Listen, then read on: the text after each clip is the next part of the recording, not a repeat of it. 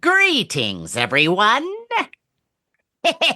and welcome to a Do the Matheson edition of Monster Party. Monster Party. Monster Party. Monster Party. Monster Party. Oh, It's boy, am I creative. excited. It's genius. It's Oh, yeah. writing. It's amazing. Yes, it's about storytelling and literature and screenplays and all the things that we love as Yes. genre fans. Yes. And Indeed. speaking of genre fans, who are you, sir? I am Matt Weinhold, I'm SHAWN SHERIDAN. I'm Larry Strothe. And I'm James Gonis. and for this episode, we have a very special topic, and that topic is also a person. And Sean, if you could elaborate on this. I shall. Our guest is an award-winning writer, author, and producer. He's written numerous screenplays, novels, and short stories, and has collaborated with people such as Steven Spielberg, Stephen King, Roger Corman, Toby Hooper, and many others. Just some of his credits include feature films and TV movies such as Full Eclipse, about a team of LA cops who are werewolves, the dark comedy 3 O'Clock High, the Gene Hackman, Dan Aykroyd comedy Loose Cannons, the horror film It Waits, Big Driver, based on the Stephen King story.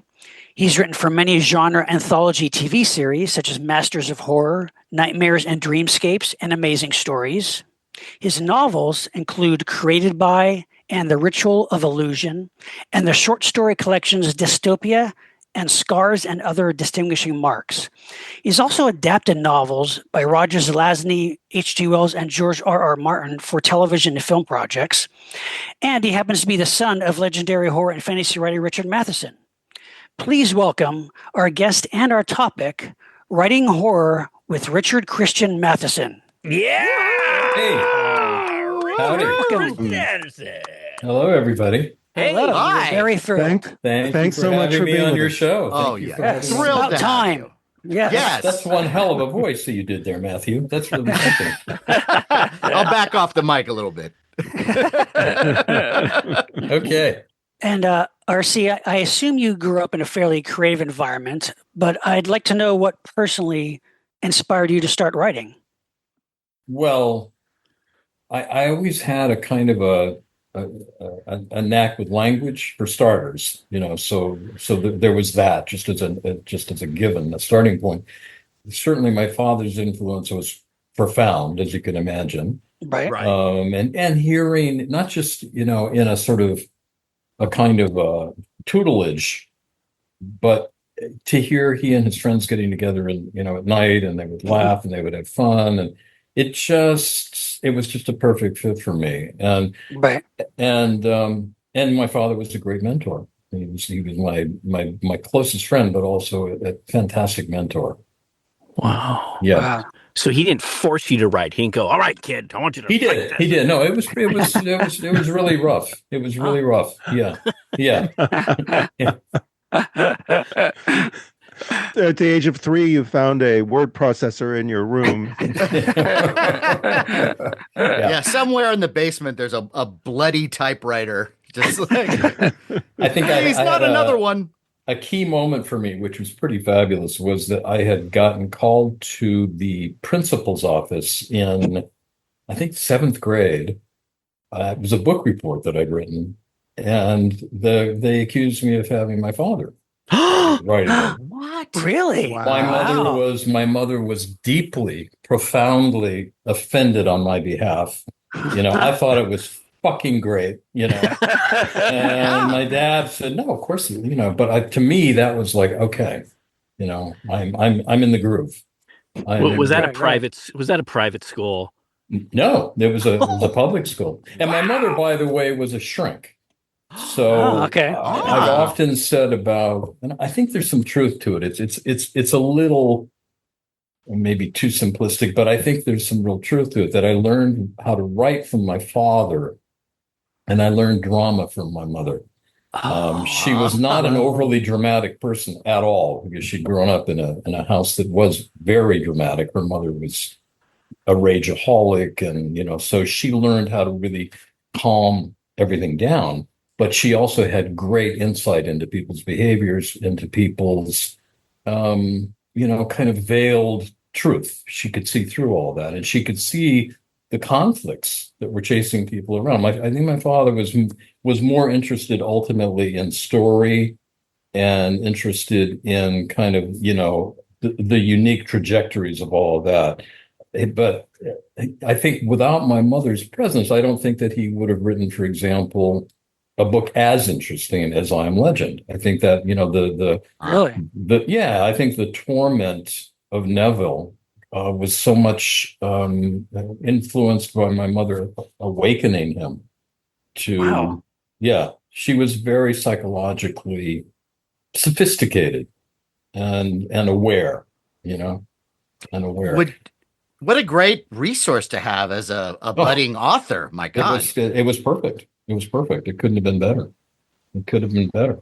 Would she ever read your stuff? I know that your father read your work, but would she ever read your stuff and then give her notes, like from her perspective, from a psychological angle? She never really did. She never really did. I think probably there was so much writing that had kind of infused their relationship, Sure. I mean, there was so much of that. And it wasn't that she wasn't supportive or interested or nurturing. She was all of that and far more than that. But no, but he read everything. I mean, Wow. from the earliest time, and he did me the great kind of, gave me the great dignified gift of taking it seriously, even when it was, in its most nascent form. He would look, he would see what was working. He would comment on what needed, this or needed that, but always in a way that was very kind. Wow. Honest That's but amazing. kind. And you couldn't ask for more. I mean, Yeah, that's what it really. meant. That's what a mentor should be, I think that tough love thing can be overrated sometimes, where you have to like beat up somebody to get them to understand the notes. And no, you can actually give someone notes and actually encourage them at the same time. I guess Right. there are people they're so obdurate that you have to Ah, hit them kind of harder. You have to come at them more aggressively, more insistently. okay. But he didn't need to do that with me. I took it all in I was very kind of porous with it, and I was Right. taking it all in. And we were just in sync. The way he thought and the way he spoke to me was, sort of the way I did. We weren't like the same person, but we were very, very similar. That's awesome. Yeah. Now, RC, your father obviously wrote a lot of fantasy and science fiction as well as horror. Yeah. You mostly write horror. I just wonder what it is about the horror genre in particular that appeals to you. Well, I tend to write, I guess, I remember coming across the term magic realism, which I thought was such a sort of a perfect description of, everything is one way and then you just one tiny thing. It's like a drop of black paint Uh-huh. in a big white, And so I think that is what appeals to me. And what I like, I'm interested by obsessive behavior. I'm interested by, just departures of the rudiments of life. And so horror in and of itself, to me, it's almost, with everything I've written, I've published now 150 short stories. They're almost all psychological. It's Yeah. almost all psychological horror. I've done a few that are kind of, a little bit more for the flesh, about the flesh. But that's, to me, not the thing that interests me. Okay. Not surprising, considering my mother's influence and my father's influence. And my father, really, if you think about all of what he wrote, he didn't do a lot of what we would call body horror. That was Right. not really his thing. Hell House is pretty brutal. I Yes. mean, it goes into, it gets into some actual, real depravity, but it's not torturous or torturing. Right. That was not his approach. So between the two of them, I think my version of horror would be closer to, I would compare it more to Kafka or Camus. I mean, which is, it's not really horror, but it kind of is. Right. It's emotional horror. It's Yes. psychological horror. getting into the minds of many of your characters. Like when I was reading Dystopia, you explore the last thoughts of someone who's been kidnapped and is about to be killed. Or Right. the first story in the collection, which I love so much, called Shutterbugs, where you get into the the expectations that people have of somebody else. Which, by the way, I hate to spoil anything, but that could be made into a series. I'm just saying. You mean Dystopia or Shutterbugs? No, Shutterbugs. Where Series, really? about two ladies who Everywhere they go, yeah. somebody misunderstands them, and I'll tell you what, I actually developed it into what was going to be at least a half-hour episode of something. I could see So I that. kind of followed them. It's like a little arsenic and old lace kind of. Exactly. That's right. Yeah, right. Taken to the next level. Yeah. Yeah, exactly. So their pathology was that they had this great sort of this outer manner that was annoying and kind of silly, right? Like but they were completely out of their fucking minds. Yeah, right. And cruel, and really cruel, Right. I think the perspectives that you take in your stories are very, very unique and important. Well, thank you. And I just want to say one of the stories that I really liked was it was called Third Wind. It was just this sort of this just very driven kind of LA lawyer type guy who's all about getting to the top and doing whatever it takes. And he just jogs every morning. He pushes himself to jog, and he just finds he can't stop jogging. I realized I was thinking about that story. And I realized, in a way, it derives from the red shoes. Oh, yeah. Yes, right. Yeah. Right? I mean, totally. Right? Where she cannot stop. But it is a metaphor for ambition. Yeah. I mean, we all know people who are just, no matter how much they get, and that appetite cannot be quelled. Yes. And they just drive themselves into a mound of, pointlessness, futility. And at the expense of friends and family often too. Of everybody, yeah. Right. In that story, there's a line in there where he's kind of summing up other people, and you write, the doctor slapped them, and from that point on, their lives just curled up like dead spiders. I love that. I forgot that line. Yeah. Great line. Really good. Yeah. I remember also reading an article about people that run 100-mile marathons.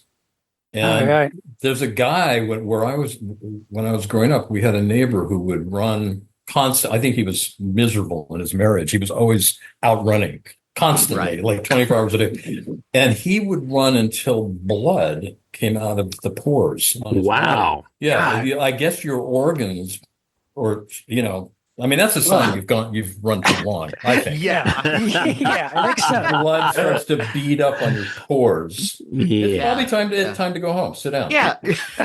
Stop. Have a water. Have some something. Lunch. Yeah. Watch a TV show. Cocktail. Take a break. Take a break. There is an unexpected and surprising brutality in some of the stories, but overall, reading them reminded me in the best way of the very first time I watched the Twilight Zone episodes, where you're invested in something, and then in the end, there's a surprise that completely sets you off and makes you think, and even titillates you, frankly. And they're not, and also like the Twilight Zone, they're not all dark. There's one of my favorite stories is called Holiday, where you really you think it's a tropical holiday, and that's what it's supposed to mean, where a man is in the tropics and he's sitting next to a stranger, an older man, who introduces himself as Santa Claus. And so the man humors him, and then there's it's wonderful to have that experience again, because I frankly miss it. There's a lot of fiction where maybe things are over-explained, or there's not enough economy with the way a story is told. Yes. Honestly, in your stories, I was really kind of thrilled to have that come back. Well, thank you very much. I mean, I certainly learned, I guess, what I would call trapdoor endings from my father. And, I thought a lot about I mean, it's not enough to just do something where it's unexpected. It seems inevitable, but it's unexpected. What really makes it work is when it happens, the story takes on even more meaning. It doesn't just surprise you. It doesn't just sort of steer you in a different direction. It sort of redefines what's going on. It changes the whole thing, Right. And those are not easy to come by. They don't just pop into your mind necessarily. Sometimes they do, but I also write, I think, they're pretty brief. During COVID, I was telling somebody I wrote 36 new short stories. Wow. Well, but they're all pretty short. Like my new collection, Zoopraxis, is going to be out next month, and it had been out with 23 stories. Now it has 35 stories. Wow. But those 35, the additional, 13 stories, they're probably no more than 45 pages collectively. So I like to get to it quickly. I don't like to dwell. I like to do it in a kind of a lapidary way, so I can get it as much. And I also think that the key to fiction is that in a good piece of fiction, the reader should do half the work. And that the key for me is to create the dots and then let you connect them. And so to tie that to a trapdoor ending, the best trapdoor ending is one where you feel it. You don't just go, oh, the author fooled me. Oh my God, I didn't see that coming. But it actually affects you. It actually sort of makes you feel something. There are more textures going on in that story than you had realized. I think Holiday kind of does that in a way. Holiday, by the way, was made into a short film that they used to show on HBO every year. Every single year. And it's a really nice little film. This guy named Bill Day directed it. He shot it at the Del Coronado Hotel. It's awesome. It's really good. It's really good. Yeah, it's very touching. It's very touching. Do you guys know the story? Do you know the ending of the story? Oh yeah, sure. Yes. Sure. Yeah, It's a dream ending. It's one that's like, I wish Santa would visit me. Well, it also goes to, I think what it goes to is there are things that we wished had happened that didn't, and we learn to live with it. And it's a kind of a pain. It's a kind of irresolution. It's an emotional irresolution. And the idea that something could come along and provide that, Right. It's a magical hope, but it touches a nerve. And I think a good Christmas story does that because it's so magical. The whole thing is magical. We certainly relate to that because even though this was a physical thing that was given to him, this thing that he always wanted, it represents, and it this signed picture, and it represents so much more, and it touches on why we collect in a lot of ways because we're all big collectors. We're all trying to collect those moments, of our life, and to have them around keeps us in that young space. It's a rose bud. I had a house in Malibu years ago, I guess it was 93. It burned down. And I lost a lot of stuff. Interestingly enough, most of what you lose, 90% of it is replaceable. In fact, unless your house is like a Smithsonian, and for some people that it is, but there are things that are just deeply meaningful. Very, very deeply meaningful. So in writing, I mean, one of the things that people go to a lot on Hallmark movies, snow globes. They love snow globes. Yeah. Yeah, it's become kind of like a bromide, if you go to a snow globe. Go to the fucking snow globe, cut to the snow globe. Sometimes the snow globe channel. They push in and you see Mrs. Claus or whatever the fuck. So, but honestly, that's totemic. an item that everyone can relate to. Yeah, everyone it's an emotional understands. totem. Yes. Totem, still to this day. Yeah. When I don't know that story, by the way, Holiday, I don't know that women would react to it the same way, because I think the image of Joe DiMaggio, right, is more. I think it's probably more a guy's thing. Yeah, it's like it's for a boy. It's like it's sort of the Christmas sort of sentimental journey for a boy. Right. But you can sort of insert anything in there, though. Yeah, you could. Like, You definitely could. True. You definitely could. It also just speaks to the human experience of, you're sitting next to a stranger and then you start small talk and then, you don't know where Yeah. it's going to go and you get a little apprehensive maybe, but then, you can end up with a delightful surprise that changes your outlook Well, on everything. what's also fun, and I like to do it a lot, is to have two people. I like, sort of like in Shutterbooks, I like to hear the thought process of a cynic, Yes. Yes. who is having to withstand something that is just agonizing or insipid or unconvincing. This guy, Right. Santa, like in Claus, like that moment where you just go, Yeah. well, of course, what else? So I like to transition from, or the guy thinking that these two old ladies are just, they're just aggravating, and to realize, oh my God, and so it's a kind of it's like this sort of, in either story, it's an epiphany of a very different kind. Right. Mm. Well, RC, one of your darkest stories in that collection, Yeah. which I love, Yeah. is the one called Region of the Flesh, Oh, that is which is pretty about a dark. guy who buys an Pretty old dark. bed Pretty that he dark. finds out there's a guy murdered in that bed, and he just starts to imagine what it was like. He starts to identify with this guy who was killed He in the bed, identifies with the person who's being killed. but then he starts to identify with the killer, yeah, it goes. and It's he just gets so addicted. bizarre. He gets Yeah. addicted to the rush.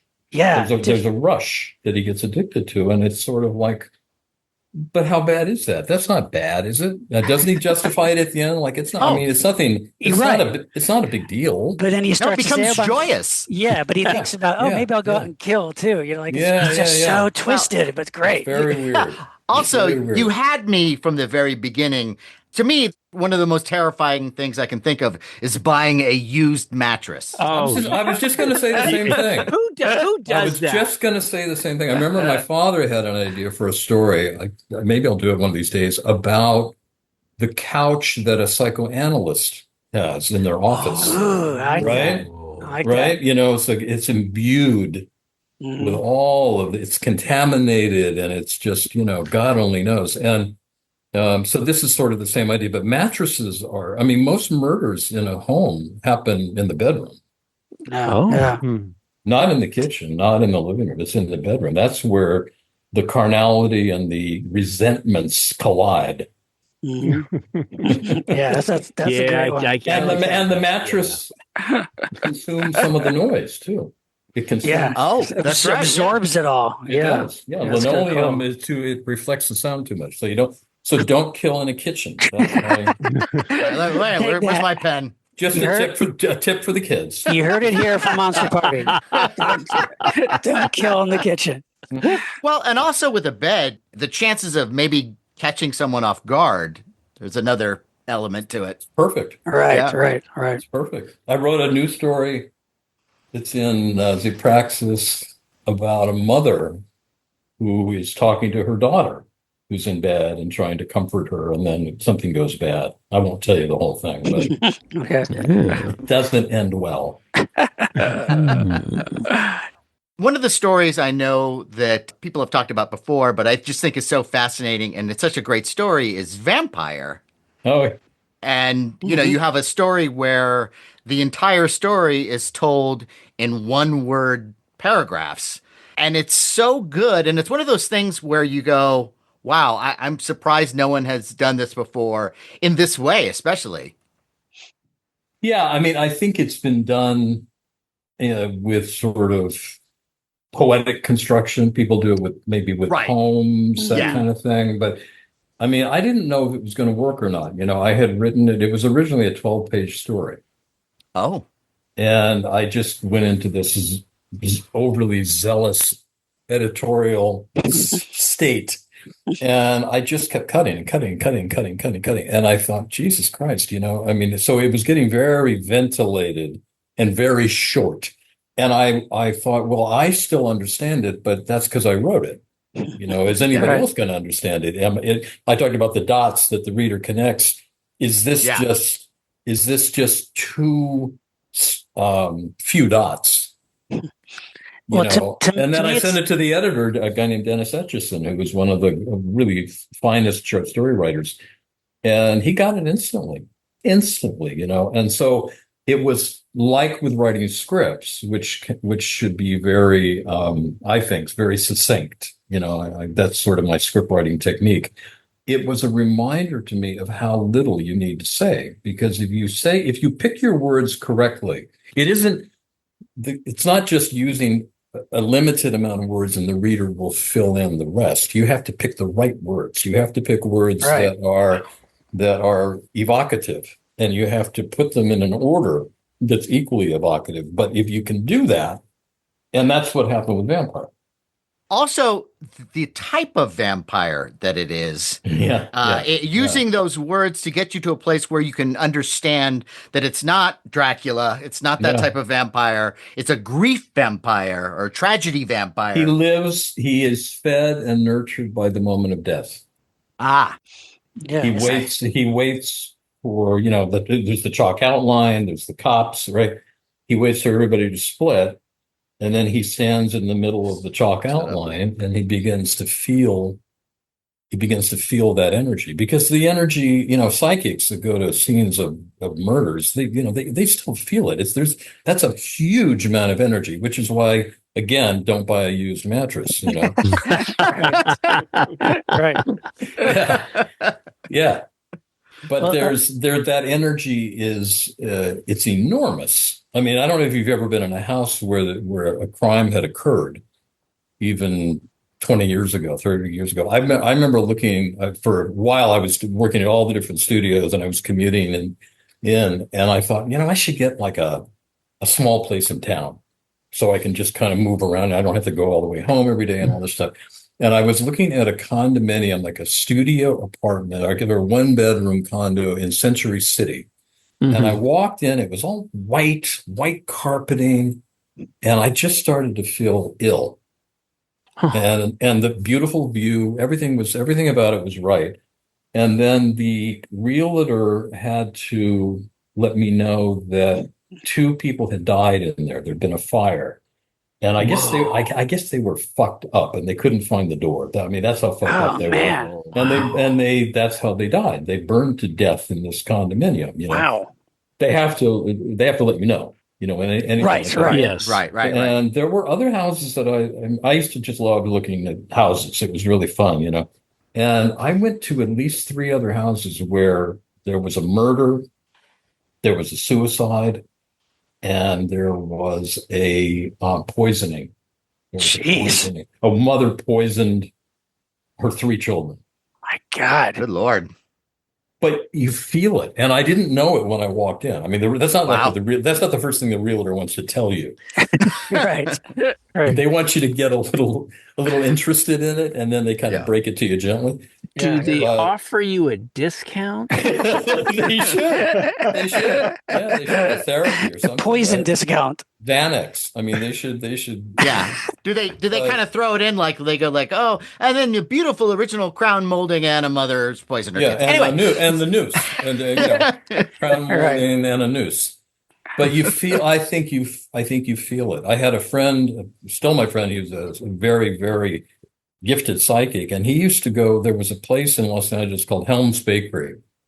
Oh yeah! Yeah, of course. Yeah. Remember that? Culver City. Olympic. Yes, exactly. I used to live in Culver City. Yeah. When we were kids in grammar school, they would take us on field trips there to see Helm's Bakery, and they'd give us little loaves of bread. That was sort of our gift for the day. But it turned into. They went out of business, I think, and it turned into this huge antique mart. Yes. Right? Yeah. Massive. Yeah. And I went there with my friend. This is my friend Barry Taff, who was the head psychic at UCLA, because I used to work there in the parapsychology department. And when we would go by the baby carriages, he would just get almost violently ill, because infant mortality at that time was out of control. Oh, wow. Right. Antibiotics were not, because some of these carriages were 90 years old, 100 years old. They were intact, but he would feel it. So death leaves not just death, but violent death. Right. It leaves an imprint. It leaves an imprint. That's a story right there. The baby carriages. Yeah. Yeah. That is a story. That is a story. Yeah, right. That a couple gets this nice baby carriage for Yeah. the baby, and the baby just keeps getting sadder and sadder, and they don't know why, and something, right? Yeah, yeah. So I think the main, the lesson that we're learning here is buy new. Buy new. Yes. Yeah, that's Fresh off the assembly line. I think, Matt, I think you're right. I know. I know. People Yeah. think I want a vintage thing, but Avoid vintage. Well, clothes too. I don't buy used clothes. I would not wear somebody's unless it's used a clothes. toy or Right. action. What if it's an action figure that's still sealed to the package?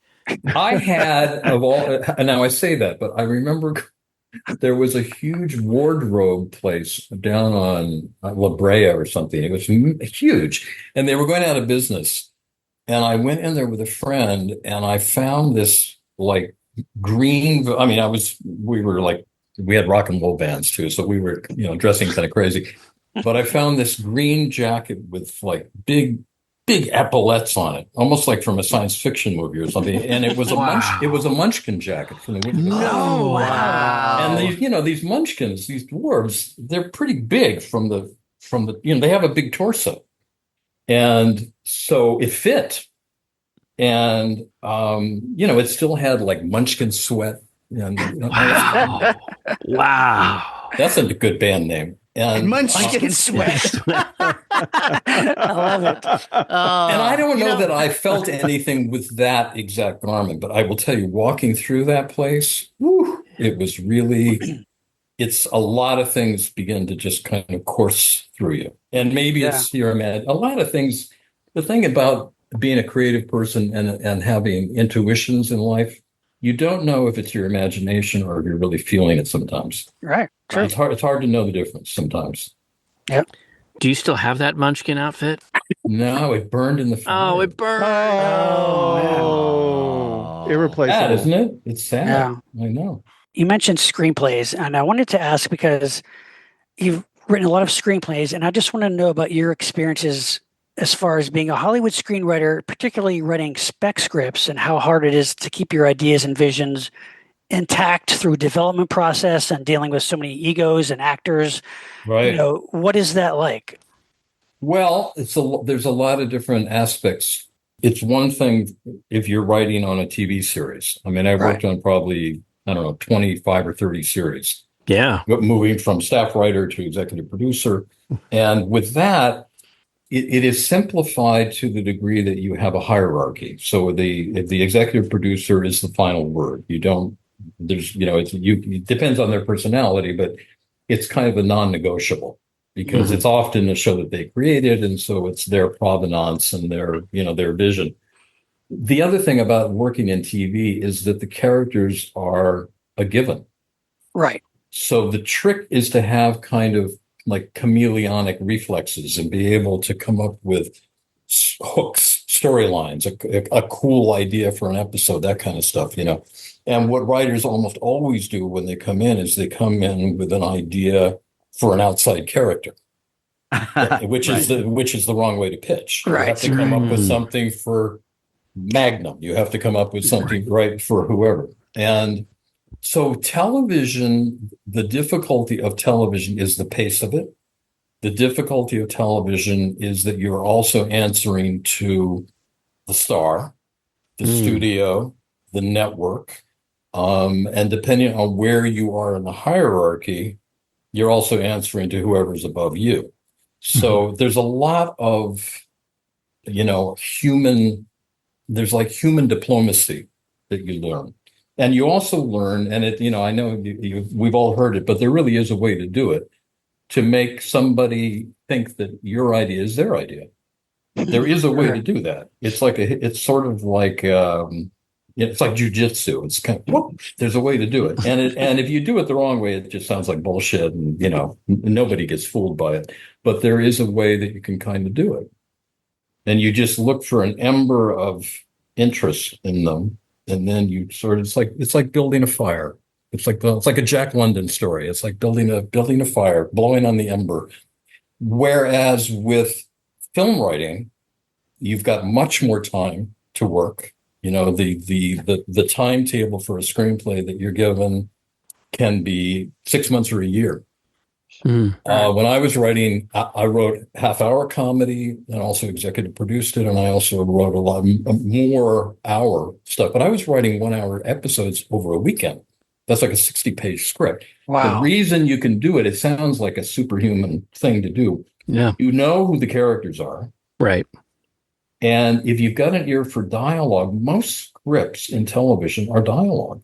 Right. I mean, you have to have a knack for story. I mean, you can't not have that. But if you have a knack for story and you have a tin ear for dialogue, you're fucked in television. I mean, you really are. And there were plenty of people I knew that just their ear for dialogue was so fresh and peculiar.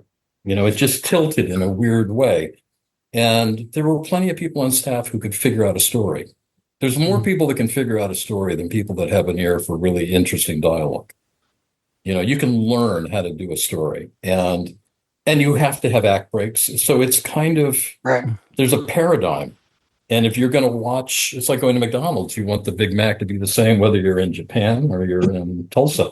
So when you're watching a show, it has to have a familiar cadence to it.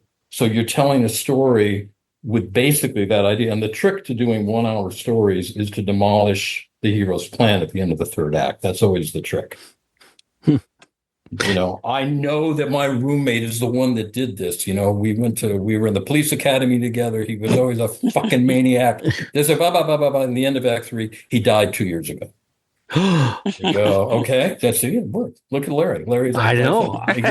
You had me. I took your breath away. I took Larry's breath away. So then, okay, so with film assignments, you've got much more time, but the stakes are higher because the cost of making a film is so much bigger. So you've got the egos of the executives you're dealing with are very different.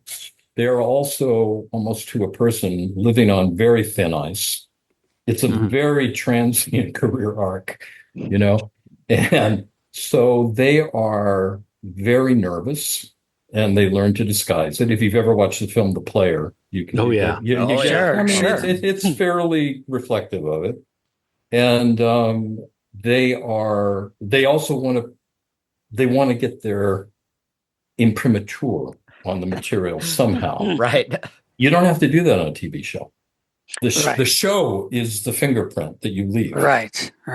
But when in film, they're all one-offs. They're all little. There are these satellite things. Okay, so I could say more about that, but that's the general vibe in that world. And then when you write on spec, which is to me the best thing of all, you short circuit it all. You short circuit the neurosis. You short circuit the anxiety.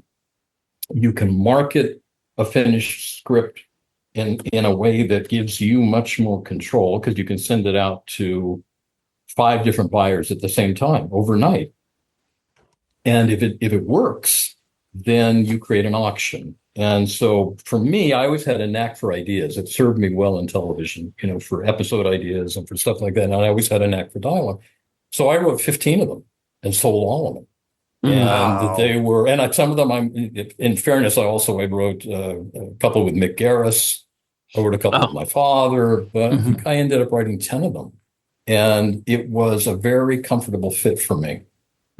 Very comfortable fit. But once you get in there, I mean, I think the biggest exception was 3 O'Clock High, which, because it was Steven Spielberg, so he could really protect the material, you know, and said that he would. He said, I'm not going to change anything, except that it was written as a voiceover. Because I love voiceover, and everybody in Hollywood hates voiceovers except Martin Scorsese. You know? Taxi Driver. Whatever happened to that guy? Goodfellas. You know? True. It's a very unpopular storytelling technique that people think it's clumsy and expository. I don't. I think it's done well, though. It depends. It depends. It totally depends. And if you look back at the old Magnum, not the new Magnum, it added a real kind of a gravitas to it. Yeah. Because you'd hear, because he was such a dimply doll of a man, you know, and it was, you know, he almost looked silly in a way physically. And when he would go through things that were, you could see he was he had a tormented history, the character. and it added something to the whole show. It added something to the show. So I love writing on spec, and I also learned that from my father, my mentor again. About 80% of my father's career was written on spec. Wow. Yeah. I mean, imagine that. So I all the didn't know. stuff we all love that we grew up, Yeah. I A mean, whether fountain of ideas. I am legend. Oh my God, unbelievable. And the ability to execute them in a way where they felt finished. They felt finished. There's a Right. zillion spec scripts floating around. Sure. A zillion of them. A zillion of them, How you get to the head of the line is, sometimes it's just good timing. It's just, it's good timing. But so did I answer your question though? Did I give you kind Yes. of No. an And, overview of that? absolutely. And because I think I remember reading about your experience. You wrote Loose Cannons with your father. Yeah. Which was this great high concept, though, which was Gene Hackman. Gene Hackman is this gruff police detective, and he's teamed up with Dan Aykroyd, who's also a cop with multiple personalities. But that's a great idea. But I read about how it went through so many iterations. And Did you ever see the movie? Yes, yeah, but it's enjoyable though. I mean, they're great, but you can see it's that it was released at that time. It was a high concept buddy cop movie with this unique twist, But I just wonder how different it was from your script. It was quite different. We had sold, I think that we sold 4 spec scripts in a row, and I think that was our first one. And they were trying to cast it, and they ended up finally with Gene Hackman, who was great. He's always great, right? Yeah, always. Always. Yes. I mean, he's always great. And Dan Aykroyd. And Dan Aykroyd fancies himself a writer, and he's really not. And so in our plot line was exactly what you described, which was that it was called Face Off, and it was just about it was a hockey player that when the score fell too low and his team lost, it drove him into a kind of a red mist of a rage. And he would take his hockey skate, and when they would find people, that's how they were killed, with the hockey skate. That was the idea. So pretty simple. But the fun of it was that Dan Aykroyd, the character, had been caught by a cartel and tortured. And in the way that it happens, where multiple personality is developed, it usually occurs from trauma. Just like when people will talk about, like rape victims will talk about how they hover over their body, like that. Right. The same thing happens. You fracture into multiple personalities, and multiple personalities are really interesting. There are people who have cases of multiple personality syndrome where there are hundreds of personalities. Yeah, they have an entire society. They've got a government. They vote people out. I mean, it's wild. And so the idea was that whenever this character was kind of brilliant. He was a brilliant criminologist, but he would splinter into characters. And we were hoping to get Jim Carrey or Dana Carvey, somebody who was really quick, And Aykroyd he kind of is, but he kind of isn't. Yeah, he's Aykroyd in it. He's a little clunky. He's a little clunky, but the worst part of it was he decided he was going to take a pass at the script. And so the whole thing centered around a porno film starring Adolf Hitler. Like the lost porno film of Hitler. That sounds like a really bad idea to me, and why do you need to do that? If the film has any charm, it's because of their relationship. Yeah, their banter. And that Hackman just can't stand it. My favorite scene, and it was in the script, is that he needs to spend the night in Aykroyd's apartment, and he goes in, and there's nothing in there. Nothing. It's just absolutely. And he says, "Well, where is everything?" He says, I don't know who I am. And so I keep it blank until I can finally get to the place where I know who I am. And so Hackman, sleeps on the floor or whatever, and he hears Aykroyd. It's really the best scene in the movie. He hears Aykroyd going through all of these kind of convulsive memories in the other room. And he hears one of the cartel accents who's obviously one of the ones that was torturing him. And Right. it's a fascinating scene. And so we went out to see the movie, and we just walked out and went, well, that's not what we wrote. Yeah. So That's not Hollywood. what we wrote. Yeah, Isn't that Hollywood? That's a writer. It's like you're hired to write this story, and sometimes you're just powerless. Sometimes you get lucky. We got Yeah. lucky with 3 o'clock high. Very lucky. Mhm. Actually, Full Eclipse was very much. I really enjoy. Yeah. Full Eclipse is a great pulpy It is action horror, and film. that's all it was Yeah. ever meant Yeah. to be. And Yes. I thought it was really quite well done. And the other one that I did, and I didn't know if it was going to turn out. It was like Vampire. I adapted Stephen King's story Battleground for a limited Right. series Yeah. called Nightmares and Dreamscapes. Right. And they reached out to me and said, "Do you want to do it?" Yes, of course. And I knew Stephen. Oh, I had played drums in his band. oh, Nice. Wow. Imagine that. yeah. And so as I was working on it, I had a similar revelation to when I was doing Vampire, which was I don't need any dialogue. I don't need Right. any dialogue because there's nothing that anybody says that is of any real, nothing is absolutely necessary. And so I told them I wanted to do it with no dialogue, and they were thrilled with it. And so we ended up with William Hurt, and it turned out great.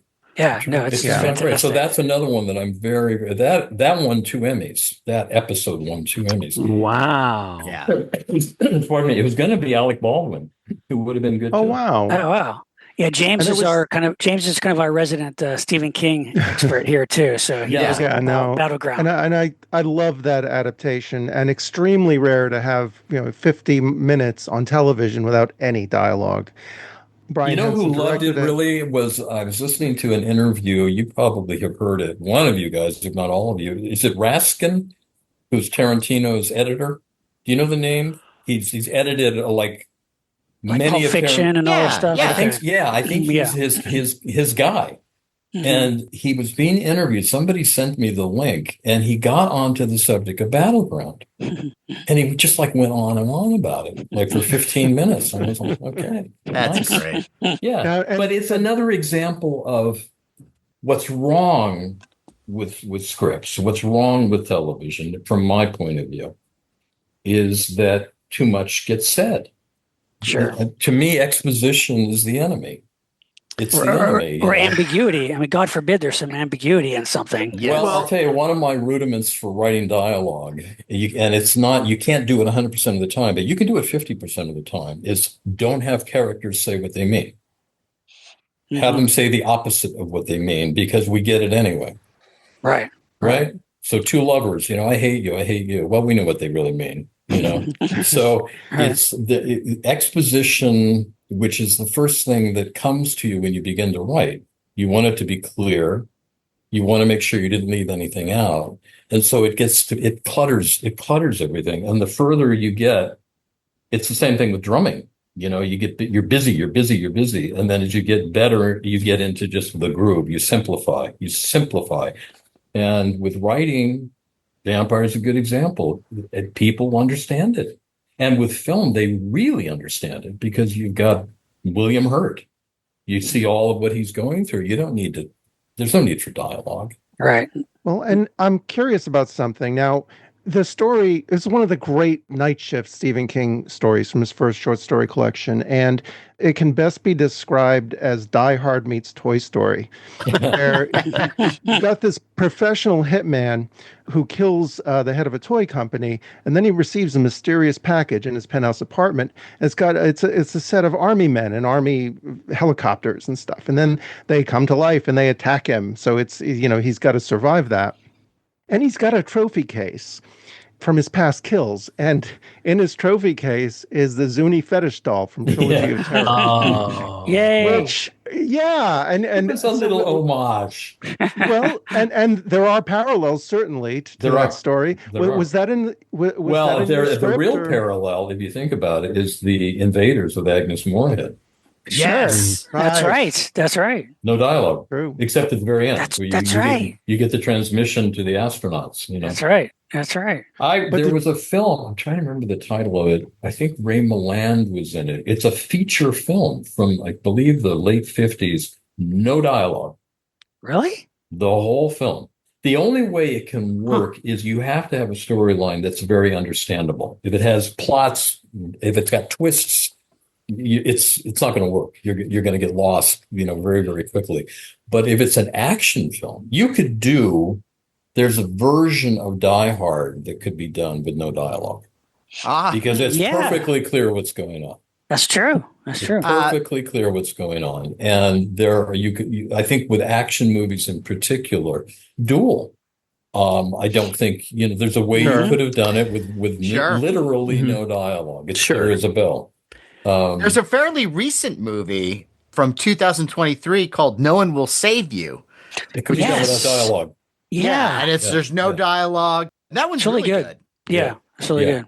Yeah. It's like it's the old Hitchcock adage too, that you can explain things visually without being spoon-fed with dialogue. I mean, that's what a great director does. But look, sometimes audience members like to we like to have. Larry, are you talking about some audience members, or are we talking about Larry? No, Arson. I'm just a regular Joe who likes to sit and watch a movie. Regular Joe. You're speaking theoretically, hypothetically. Hypothetically. Okay, let's look at something like Psycho.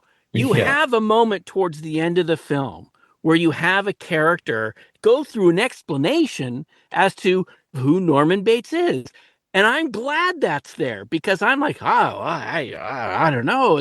And to have that explanation was helpful. It was explaining the story. I agree with you. Like what I was talking about with trapdoor endings, there is a kind of, with action, you can fulfill getting to a denouement.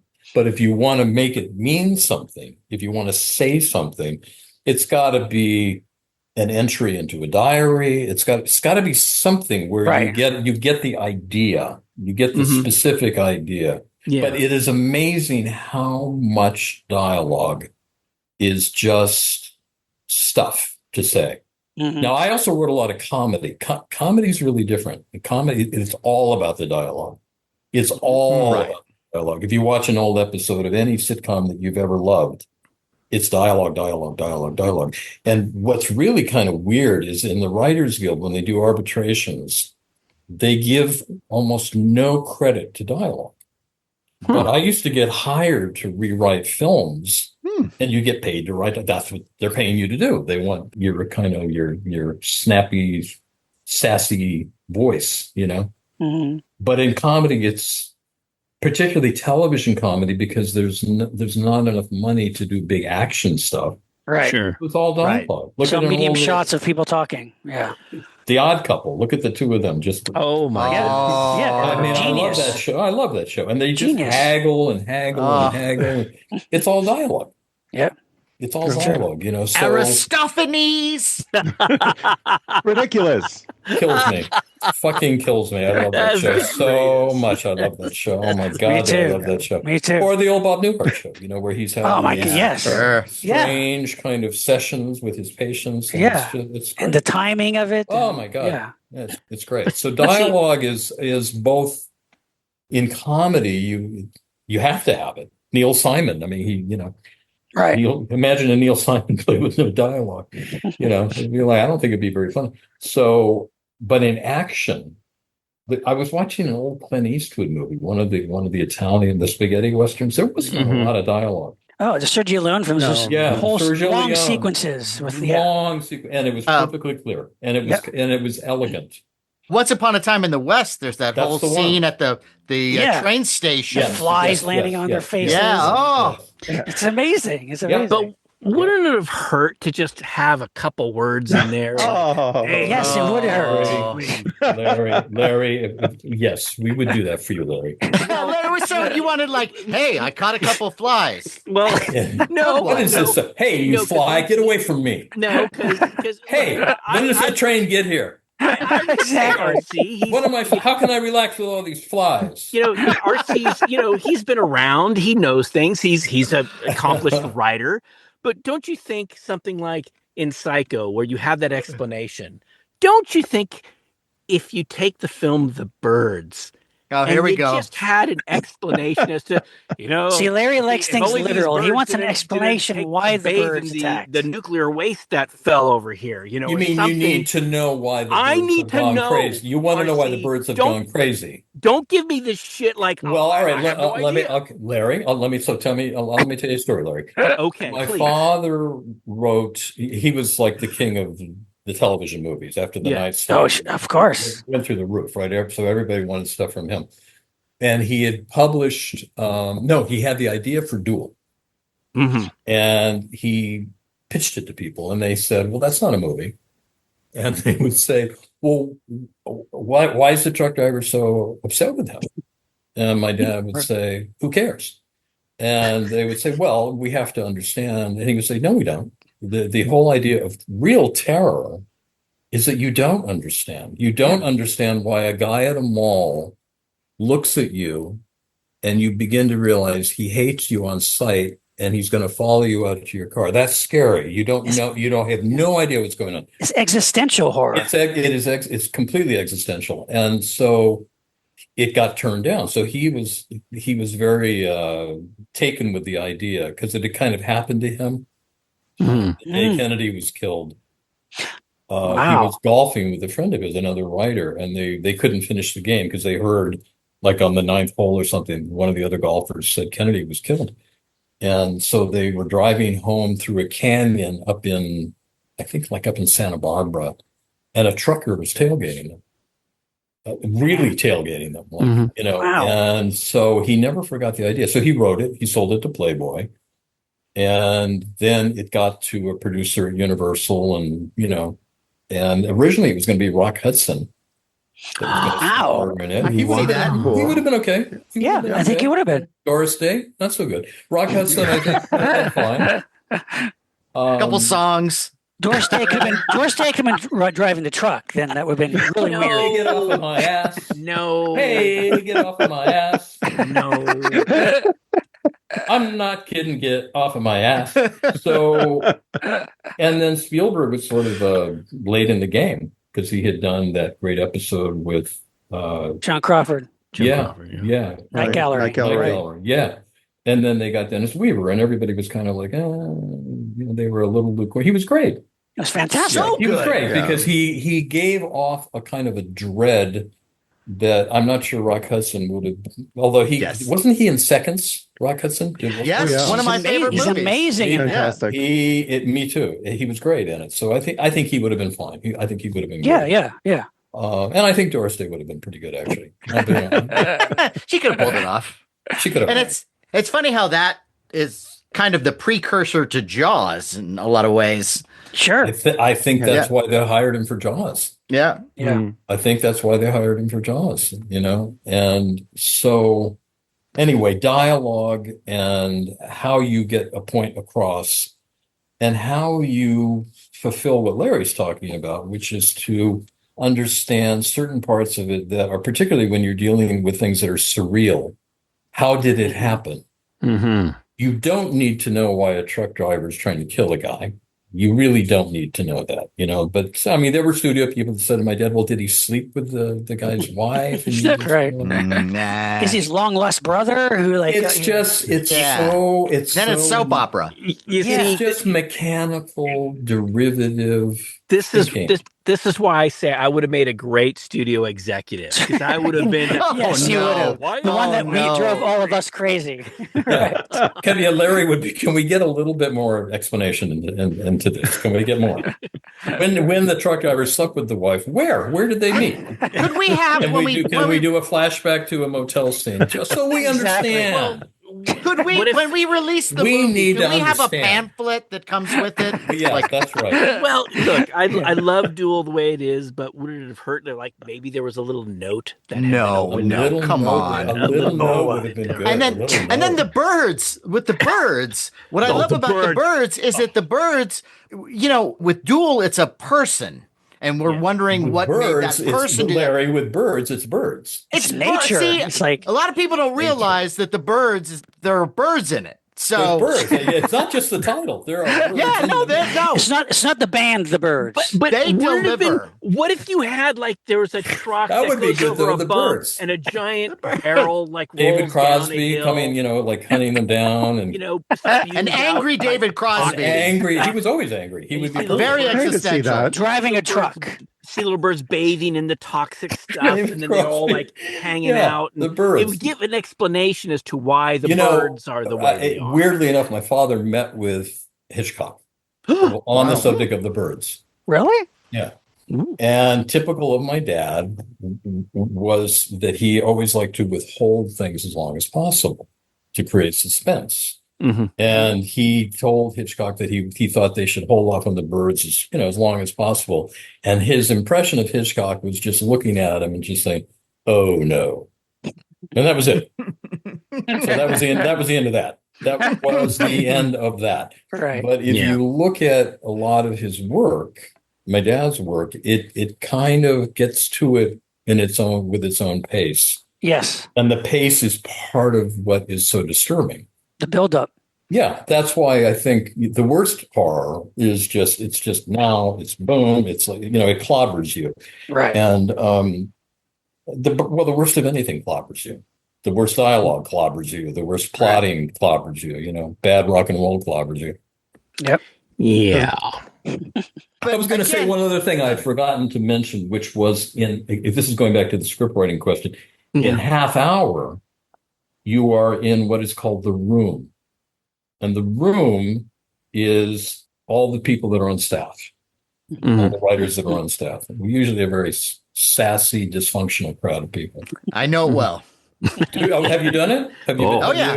Sure. Oh, yeah. Oh, Okay. So the way they're usually set up is that there's a big monitor and the script that you're working on the week is up there and there's somebody typing.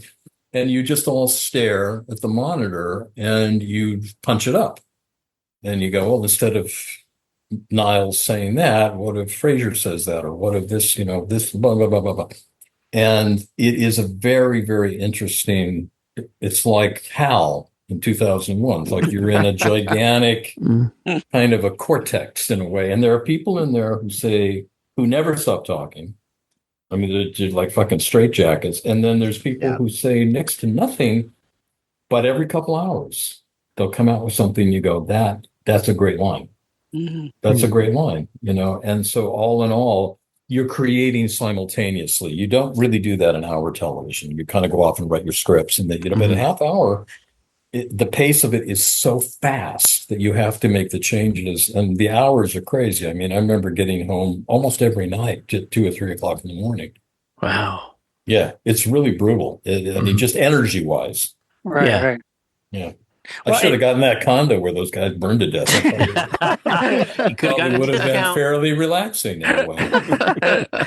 Well, RC, you were for several seasons of the A-Team. You were the story editor. Yeah. That must have been a unique experience. It was Yeah. wild. It was wild because in television, my hero and mentor was Stephen J. Cannell, who had done the Rockford Files. Sure, and- legend.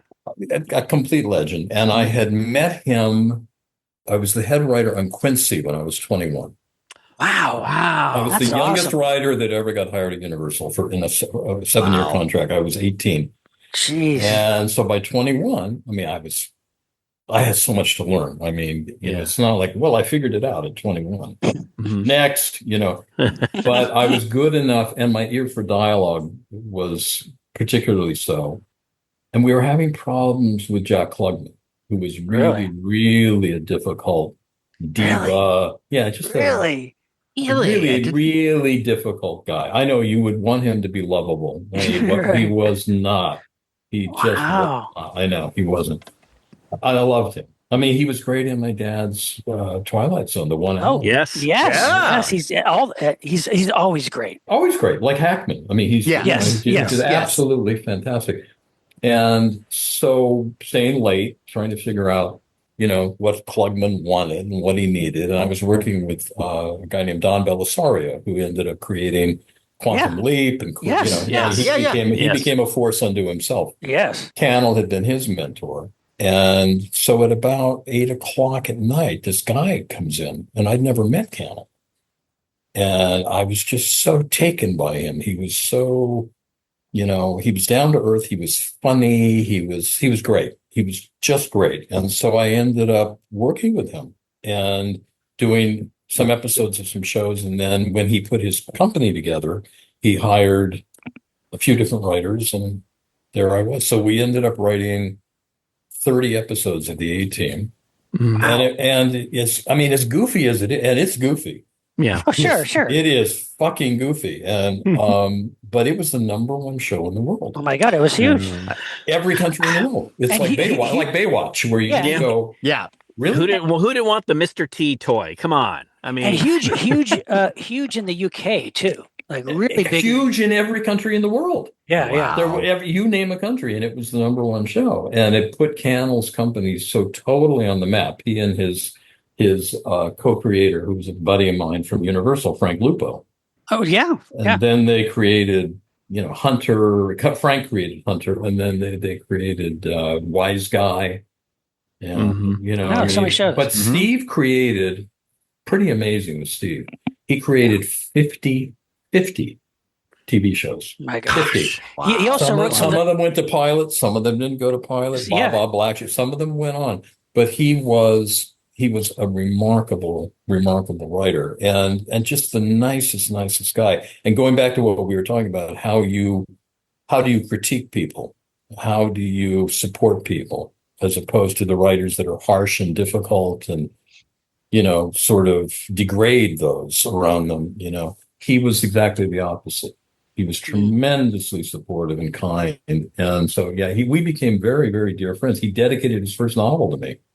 no. Wow. He read my wrote some of the- novel, and he was like, whoa. And so he went ahead and wrote his own novel, and my he ended gosh. up writing like 20 novels. Wow. He also wrote some of the best Columbo episodes too. I'm Oh, a my huge God. Columbo fan. Yeah. Me too. Yeah, One of the episodes that I wrote was for a show that he created with Levinson and Link. Oh, those guys. Um, Geniuses. Yeah. Fantastic. I had a friend that worked with Levinson and Link, and he said one of them, I think it was Link, I don't know, this is like some weird psychological condition. He would lay on the sofa with his head hanging over the side of the sofa, not for half an hour, for like the whole fucking day, where you go like, isn't your head going to swell up and explode, But I remember having an office next to the guys who had done Mission Impossible. Oh wow. Oh, wow. And I said to one of them, those ideas were so remarkable. Did you guys just have this kind of savant knack for that kind of shit? He said, oh, no. He said, we would sit in dead silence. The whole, there'd be like 4 guys on set, and we would sit staring into space for hours trying to figure out something. So, it is comforting to work with people. And I've started with my father, where you see what it really is. Because when if you study English in college, you're reading the final product. You're reading The Great Gatsby. You're reading The Grapes of Wrath. If you think of Ray Bradbury, you're reading the finished product. Richard Matheson, the finished product. To work with somebody up close, Down in the trenches. It gives you you're much more appreciative of your own moments of not knowing exactly where you are. I studied for a year as a drummer with Ginger Baker from Cream. Wow. Yeah. Wow. What was that like? It was actually very pleasant. I've Really? seen the documentary. Yeah, I just saw him being interviewed by somebody the other night. He's so impossible to talk to, and he's almost sadistically, like, Seems that way at times. oh my God. Well, I think in the documentary, he hit the documentarian with his walking stick. Didn't he? Like, wow. Oh, my yeah. God. No, really hurts him. The way it happened was I was at the Ben Frank's coffee shop on Sunset Boulevard, and I was getting ready for a meeting, and I was looking at my notes, and I was looking at the LA Weekly. which I never read. It's like a throwaway newspaper. And I was looking at the want ad, so at the classifieds, and it said Toad 101. Now, would any of you guys know what that would mean? No. None of you are drummers. Nope. I'm not a drummer. Okay. Nope. Toad 101 phone number. Ginger Baker's great legendary solo was Toad. 101, of course, you sort of go, no. So I called the number, and this woman answered, hello. And I said, this is really weird. I said, I saw this ad. Does this have anything to do with Ginger Baker? Yes, it does. And I was like, really? Like, how? And she said, well, he's giving private lessons, and you have to send a tape of you playing so he can tell whether to put you in, this level, this level. So I sent him a tape of my playing, and he put me one-on-one. And so it was just me and him. And we would meet at this battered recording studio in Hollywood. He would show up. He lived he lived up in like Santa Paula. He had like a polo ranch. Huh. It's just too many things clashing, like Ginger Baker playing fucking polo, And so he would come down in his pickup truck, and he had these old drums, and we'd go into one of the studios in there, and then we would just, he would teach me everything. And his whole technique as a drummer, when you play the drums, there's 26 rudiments. Each one is a kind of a sticking, like there's a thing called a paradiddle, right, left, right. Oh, That's a rudiment. Yeah. That's a rudiment. Left, right, left, left. There's 26 of them, and they're all different. And he moved the rudiments around. So instead of going right, left, right on a snare drum, he'd go right, left on a tom-tom, right. He'd move it around on the drums, and he also did double bass drums. So it's mind-boggling to listen to what he did. But what was amazing to me was watching him fumble stuff. He would fumble stuff, just like working with Cannell.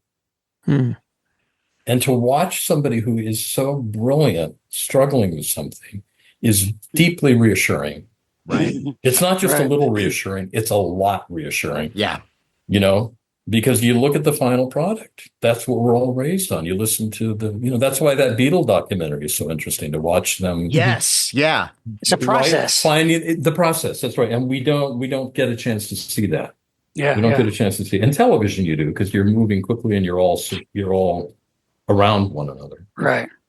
It takes work. I mean, it takes work to get to that place, and it takes having ideas, trying them out, throwing them away, and talent in many ways is knowing what's bad. Right. It's not that you're just automatically going to come up with what's good. You have to try a bunch of different things and go, no, I hate that. No, I hate that. No, I hate that. No, I don't like that. No, I don't like that. Like when they paint a room, they do brush strokes of all the different paints in the room. Yeah. Well, that's the one. I like that one. Yeah. But one of the things that I was taught in film school was the brilliance doesn't come in the writing; it comes in the rewriting and the rewriting and the rewriting. I agree. It's always a constant.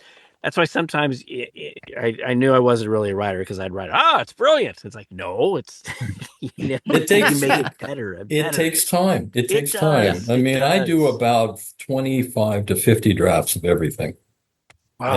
And sometimes it's shifting a paragraph over here. It's not like I'm changing every single thing, but different things, just different things, till you get to the point where you just can't think of anything else.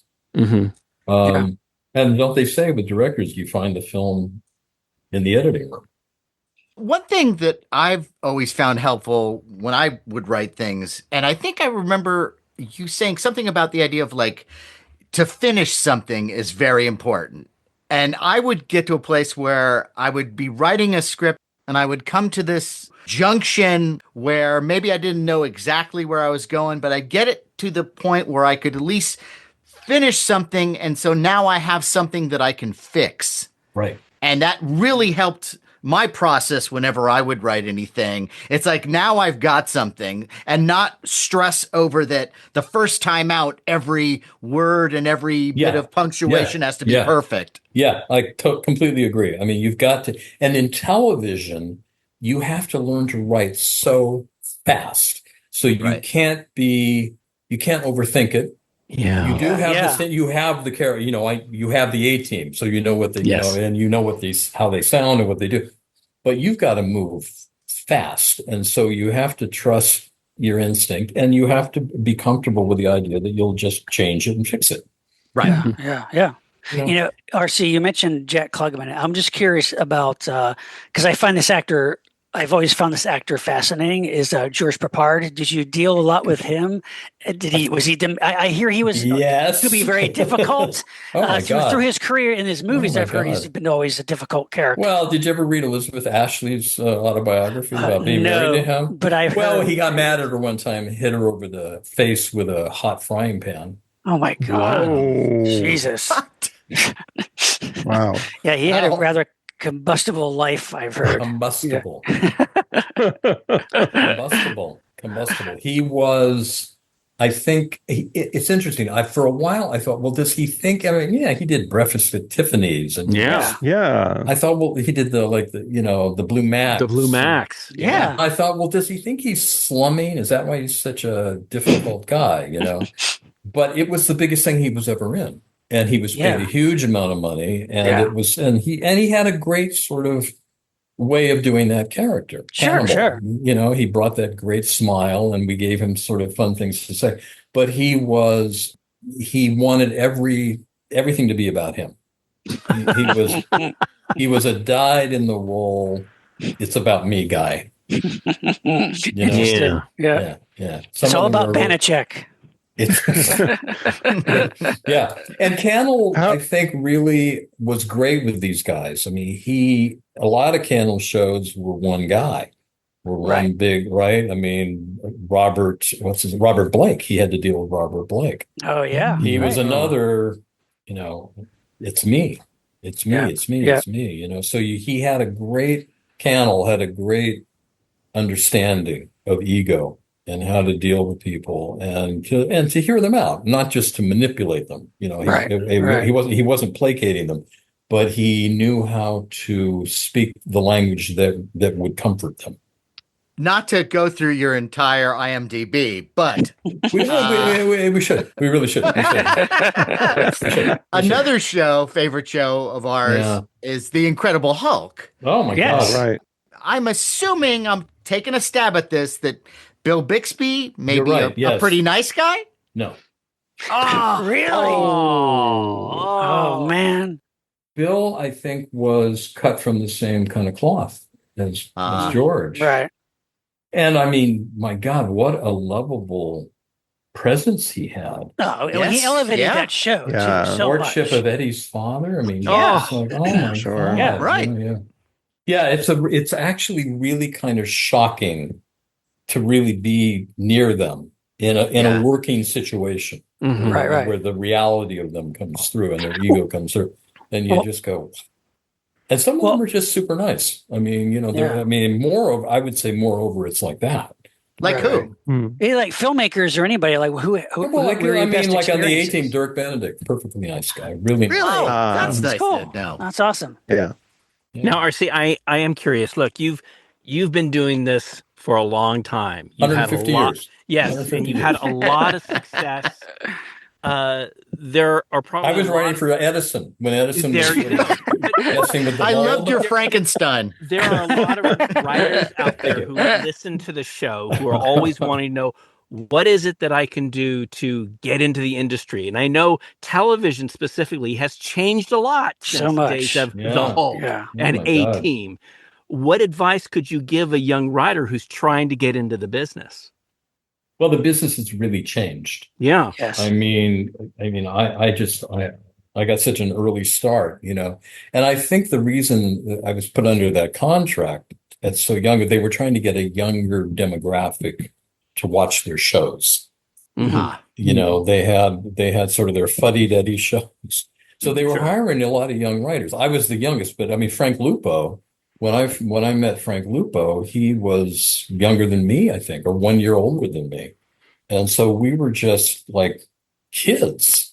We all had a particular kind of knack, I think, but we were very, very young. I just heard yesterday that the Writers Guild has done analysis of 2024, there's and 40% less employment for writers. Wow. I can believe it. Yeah. That So explains when a lot. I got into it, everything was kind of Yeah. burgeoning. It was kind of Yeah. burgeoning in a way. you know? Yeah. Yeah. And I don't know that I could give any strategic advice because the business itself is so reinventing itself. But in watching my father's career, which he never got to the point where ageism became a factor ever. Right. Which is great. And the reason was he had a voice that was distinctively his own. And if I think about my favorite drummers, they have a style that was distinctively their own. So you have to be able to assess, and I don't know exactly how you do it. It may be somebody you trust, somebody who can basically say to you, let's say you're 20 years old and you want to become a writer, somebody who has some sense of what is good and what is not good will be able to say to you, this is good.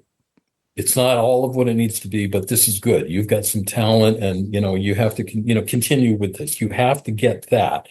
Because there were plenty of writers that I ran into, too many, that didn't really have that. They and a number of them were just really strategic. They were really strategic, And with my father, his voice was unique. His ideas were unique. And if you think about musical artists that we've all grown up with and love and continue on, they have something that is unique. They were not trendy. It's funny when Never follow a trend. I think do not follow. It's like when they say about opening a business in a small town, figure out what isn't there. I was having a conversation with Francis Ford Coppola once about this specific thing. And he said, the key really is, and you need to understand is, you need to work at it every day. Well, there's that too. Sometimes there are people who are really gifted singers and they get so confident. I'm great. Yep. I don't need to practice because I'm great. It's the people who continually practice and practice that really have a better chance at success. It's the same thing with writing. Writing, you can't just say, well, I wrote this thing and I won a little award. I'm fantastic. I'm going to go off and you really need to work at your craft every day. Yeah. And if you don't have, the part of it that is kind of, it borders on the tragic is that those that are willing to do all that, who just don't have a unique voice, because hard work is not going to get you a unique voice. It's true. Yeah. Hard work is not going to give you the ability to come up with a wonderful melody as a songwriter. You could work at it for 100 years. And so it's trying to come to a clear sense of what you have. Are you good at this? How good are you at it? Are you good enough at it that it's worth devoting years of your life to getting better at it? And if so, absolutely work at it all the time. One of the lessons that I learned from my father was he worked really hard. He was not just, waiting for visitation, signals from space. He was, he worked at home and he worked from 11 o'clock in the morning till 6 o'clock every day. And he wrote everything, like I said, on spec. That's like, how many novels is that? 20, 30 novels, how many movies? So he had a great talent, but he also had a phenomenal work ethic. But a work ethic alone is not going to do it. It's sad to say. There was a guy I knew, and it was just kind of heartbreaking. He was an actor, and he just wasn't any good. And he wanted it so badly, and he worked so hard, and he took classes, and he went in and had a little facial surgery done, and he went to the gym. He did everything you're supposed to do. Yeah, basically. I remember playing drums with this woman who I think she thought she was Kate Bush, She was British, and she was charming on stage and funny, and she was cute, and she had everything. And then the minute she opened her mouth, she didn't have a good singing voice. Wow. Now you could get away with it because of auto-tune. Sure. Oh, yeah. You guys could go in and be the Beatles. More like the Monkees. Yeah. Sometimes Herman's Hermits. We may all want to try to be Mozart, but sometimes we're just really Salieri. That's what it's called. Well, I see. No. Yeah. And who's going to tell you? Who's going to tell Yeah, you? right, You know true. what? I mean, I don't know that I've ever said that to anybody, and I don't know that I ever could, because I Yeah. guess I want to believe that if it means that much to them and they love it that much, that something is going to evolve within them. It's not going to ignite, but it will evolve, and that they Right. can learn and that they can become better. But if it was easy, everybody would be doing it. And Yeah. if it Right. didn't require talent, or I used to think everybody had the same level of talent, and it was just a matter of being purposeful. And then I was Yeah. watching friends and then they'd send me something they wrote, and I'd go, and when I first got on shows and I was the head writer, I would go to Writers Guild meetings, and there were these older writers that were bemoaning their fate. You know, they had worked on these shows and now nobody would hire them, and they never really soared into higher Right. levels, right? And so I said to my agent, I want to read their material. I want to give them, I want to help these people out. And I got so many scripts that came in, I'd read them and I go, well, now I know why. Yeah. Now I Yeah. know why. And a guy like Cannell, when he first showed up, what he was doing was so interesting and so different that took off like that. And one of my favorite drummers, he's now passed away, was a guy named Jeff Porcaro. Jeff was 17 going and 18 years old when he did an album with Steely Dan called Katie Lied.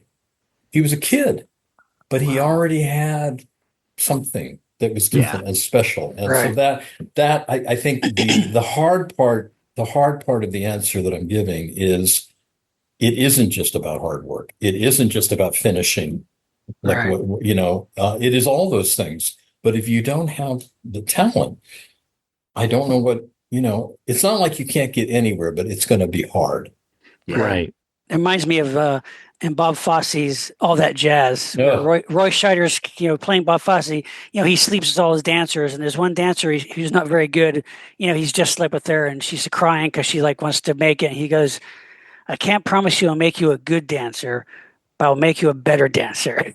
It's like I'll make you a better good way than to you go are, about it. but you're not going to be good. Well, one of the things that I came to realize, and this is kind of a weird observation about things, is that a writer that is not particularly good will not understand why a writer that's better is better, or they would do it more like that. They almost don't understand the difference. Like there were comedy writers that would write, they wouldn't understand how to turn a line that had a perfect balance of wit. They had the joke, but they didn't know how to calibrate it, and they did. And so when they heard the better version of it, they didn't know it. In order to understand that there's a distance that you need to go, you need to have enough talent to be able to see the difference. Right. And And the actors will say that too. Actors will say, "Well, I mean, I could do it, Al Pacino. I mean, what are they talking about? They don't see it. They don't see it. Right. They don't see it." And one of the keys is I think, and wherever all this stuff comes from, it's many things that make us what we are, but it's being able to see somebody that's better than you. Yeah. The perspective. And really see it and go. And I've never, ever met a writer, almost never. I mean, they'll talk about, they'll throw, a word around, somebody who's like a big famous writer. But will they ever actually say, you know what? The reason this writer's done a lot better than me is they're just a lot more talented than I am. Writers don't say that. And I know a lot of prose writers, and I've been around writers my whole life, and they don't say that. They don't say, ego gets reason, in the way. It's ego. They don't say the reason Ray Bradbury became Ray Bradbury, or in the case of my father, they don't say the reason that Richard Matheson became Richard Matheson is he's a better writer than I. They don't say that, but it's true. Right. And until you can say it's true, you're stuck. You're stuck. Once you can see the difference, then you go, well, then I want to write more like that. Like my dad said when he first started getting into the whole scene, and it was young writers, they called them the Southern California Sorcerers. There were about 5 of them. And he said, we all wanted to write like Ray Bradbury. And it's because they understood he was further along. He had something that was better. And so it's kind of a complicated answer. I was a stand-up comic for many years, and that's the thing that always helped me grow as much as I could ever grow was surrounding myself with better comics. I used to write for stand-up comics. I would go to a comedy store and I would sit at, particularly on like amateur night. I just used to love amateur night. Yeah. You know, a guy would get up there with a like a big coat on. He'd bring a saw and he'd saw his arm off, and that was his whole act. And you'd go, I don't know, but you know, and it was right when David Letterman was starting to show up, Right. and Leno was there and stuff. And there were guys they had presence, but their material wasn't very good. So I would approach them and I would say, listen, I'm a comedy writer. Here's some jokes. You take them, try them out. If you like them, then you can pay me for them later. I'll sell them whatever they were, $25 a piece or something. And it was interesting who went anywhere and who didn't. Yeah. And who didn't. A buddy of mine is a guy named Bill Kirchenbauer. I don't know if you know who Bill is. I know him. I opened for him. Well, you know, Bill lives in Thailand now. Is he really? Wow. He lives in Thailand. And Bill is very opinionated Yes, he is. about stand-up comedy. I mean, he knows that who he thinks is funny. He knows who he thinks is a hack, you know. Right. And it's interesting to see why he thinks what he thinks. You know, what it is that they're doing, what they're not doing, all that kind of stuff. That's another highly competitive world. And I don't know how many of comedians would say, maybe in your experience, Matt, maybe, you know, there were some that would say, Jesus Christ, I wish I could be as funny as pick a name. They don't usually think like that. If they think it, they don't say it. Usually the better ones Will say it. Yeah. The better writers that I knew were the ones that would say it, because you have to have talent to understand talent. Right. If your talent is at a 2, you don't see what an 8 is. You don't see it. You don't look at it and go, that's better than what I'm doing. You don't see that. You don't see it. You don't perceive it. If you're at a 6, you go, shit, I wish I could do that. Yeah. I remember when I first saw a number of the live concerts of Richard Pryor back in the day and seeing what he could do what seems so effortlessly and inhabit these characters and create these moments and have them be so authentic and funny. I look at that as something that is a goal. And as a young comic, still trying to find my comedic voice, even though I thought I may not reach the heights of Carlin and Pryor and Lenny Bruce, that's something to shoot for the top. And seeing what a truly gifted comic can do can be really encouraging and inspiring. Yeah, if your ego can withstand it. Yes. Right. People, I think, you know, we're in a business of jackpots, and we're in a business of dreams fulfilled and dreams pursued. And I don't know that it is easy for anyone to see how finite what they're doing is, you know. But that's why there's 50 million scripts sitting on shelves. That's why there's, you know, how many writers come and go, how many actors come and go. They mean it. It's coming from a real place. They're not all here because they want to get rich and famous. They're here because they really love to act. It's for real. That doesn't mean they're good at it. Yeah. Right. I mean, it's amazing that anything great gets made at all, because it takes so many people to put together any kind of, if it's a TV project, if it's a film project, there's so much time, energy, money that goes into it. How it can all come together and make something brilliant. And then be a success. You know, it could be, I mean, you know. The odds are stacked against you. I mean, I remember watching some special on TV about how the top 20 films that ever got made, and they were all besieged by exactly what you're talking about. Mm-hmm. Yeah. I mean, nobody wanted Al Pacino. Nobody wanted Marlon Brando. You know, it was the guy you were talking about, Coppola, you know, who fought for it. Yeah. People fight for it. So one of the ways things happen in the business is there's one important person who can push it through. Champion it. Who can champion it, and that, you know, more and more that's becoming the issue, more and more, you know, because they're making less and less things. Yeah, I was curious, RC, because back during the A-Team and the Hulk and stuff, maybe things might have been more simple, but now that we have streaming and you have Netflix, and it seems like there's so many things out there that are being written and created, but at the same time, with the Writers Guild, it, like you said, there's like less work. It's weird. It's actually really weird. Yeah. But It almost doesn't really make weird. sense. I'm sure you go through the same thing I do when I go on to streaming and I look through all this stuff and I think, how did that get made? How did that get made? Oh my God. I read Every the plot day. line. Yeah, every day. And I look at the plot and go, you got to be kidding me. So, I mean, somebody had to put up a couple $1 million at least for some of this stuff, you know? Right. And, but a lot of it, you know, I think what really delivered, not a fatal blow, but a terrible blow was when we all started dealing with COVID. It just, it was fatal, certainly for a period of time to Broadway. I mean, all of the theaters went dark. They just went dark.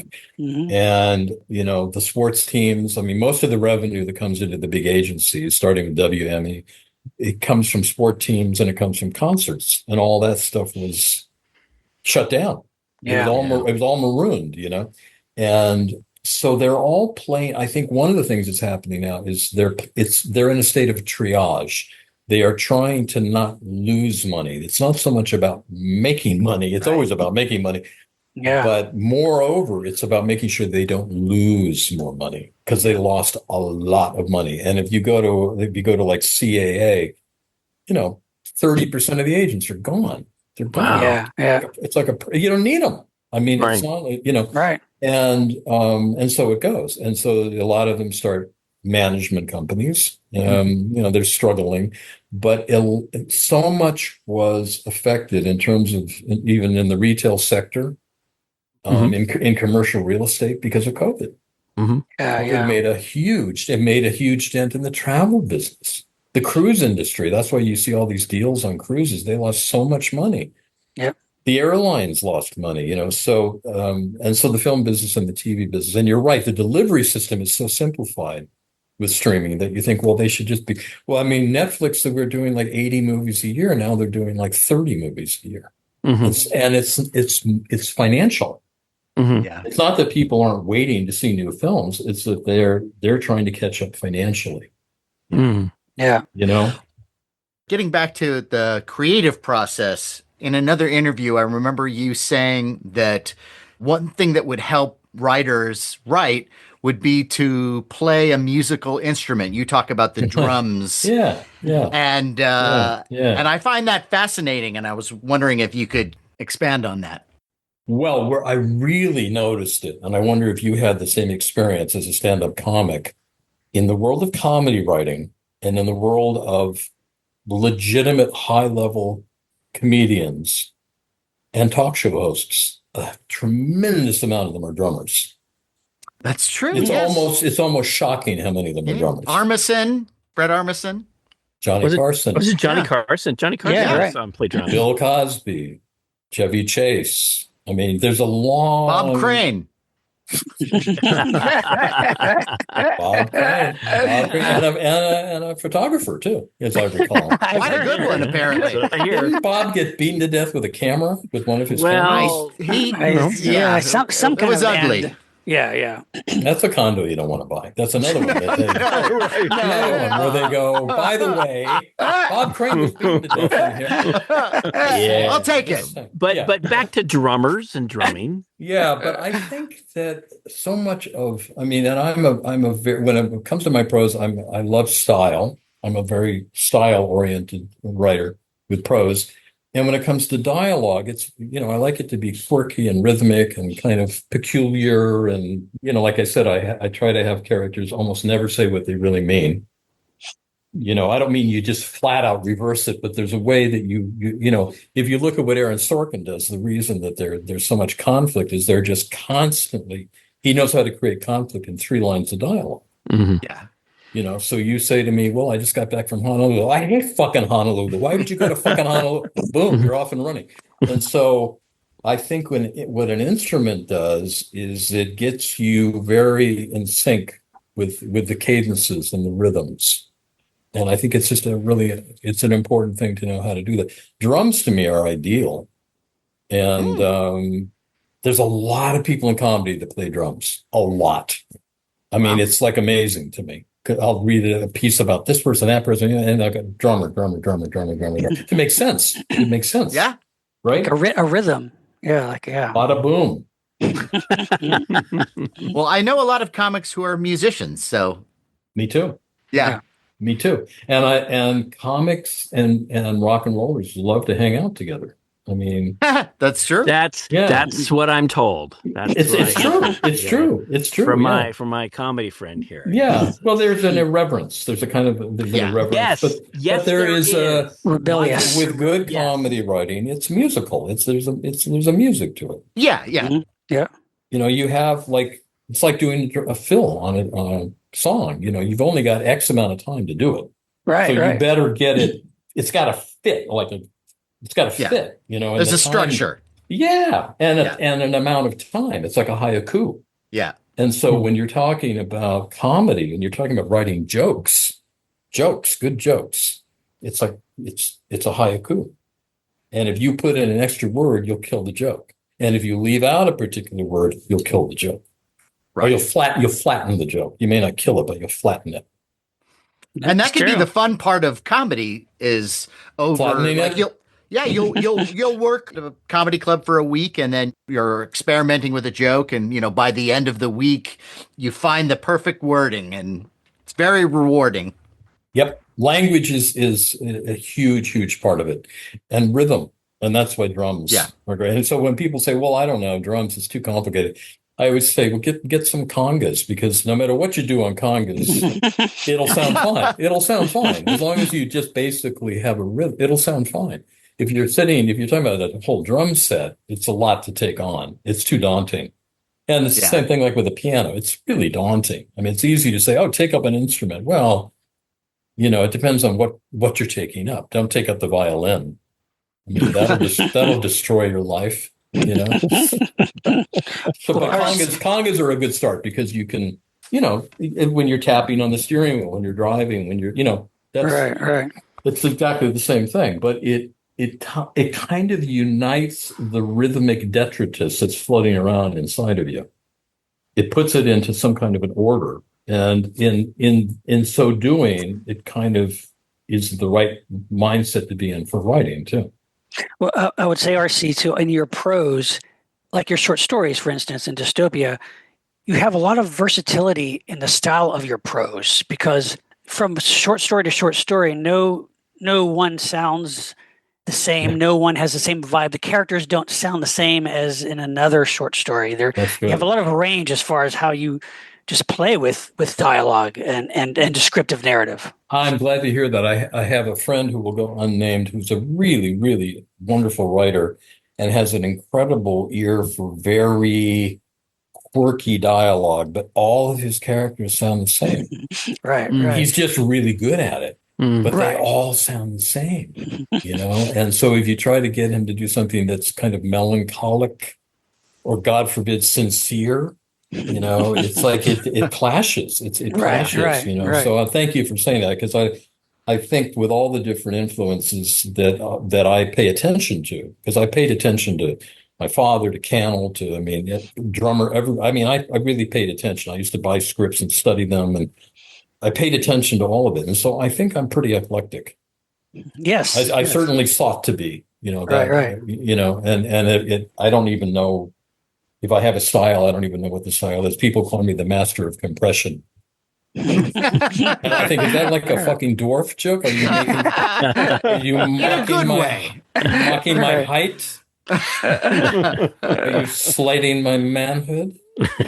How dare you? Is it because of my Munchkin jacket? I knew the Munchkin jacket would. You knew it would come up, right? It's a callback. Yes. It's a callback, Larry. Well, speaking of influence, I do want to ask you real quick, because we're all monster kids, and we grew up living, breathing, and devouring horror, sci-fi, and monster movies. I just wondering, as a kid growing up, even before you even started writing, what kinds of genre films and TV shows did you like to watch? And did you like toys? Like, what were you into as a kid? You know what? I took a turn somewhere, because really what I loved to write when I was a kid, and I was doing it pretty early on, and what I thought I would end up doing was being a comedy writer. And a lot of my career happily is comedy, and a lot of my dialogue is, has a comedic sort of a, kind of twists and turns to it, so I'm able to get that. But that's really what I wanted to do. So to me, it was about comedies. I never watched, I watched horror movies and stuff, but it was comedy. Comedy was always what was interesting to me. It still is. Like who? Like what movies? Growing up, Yeah.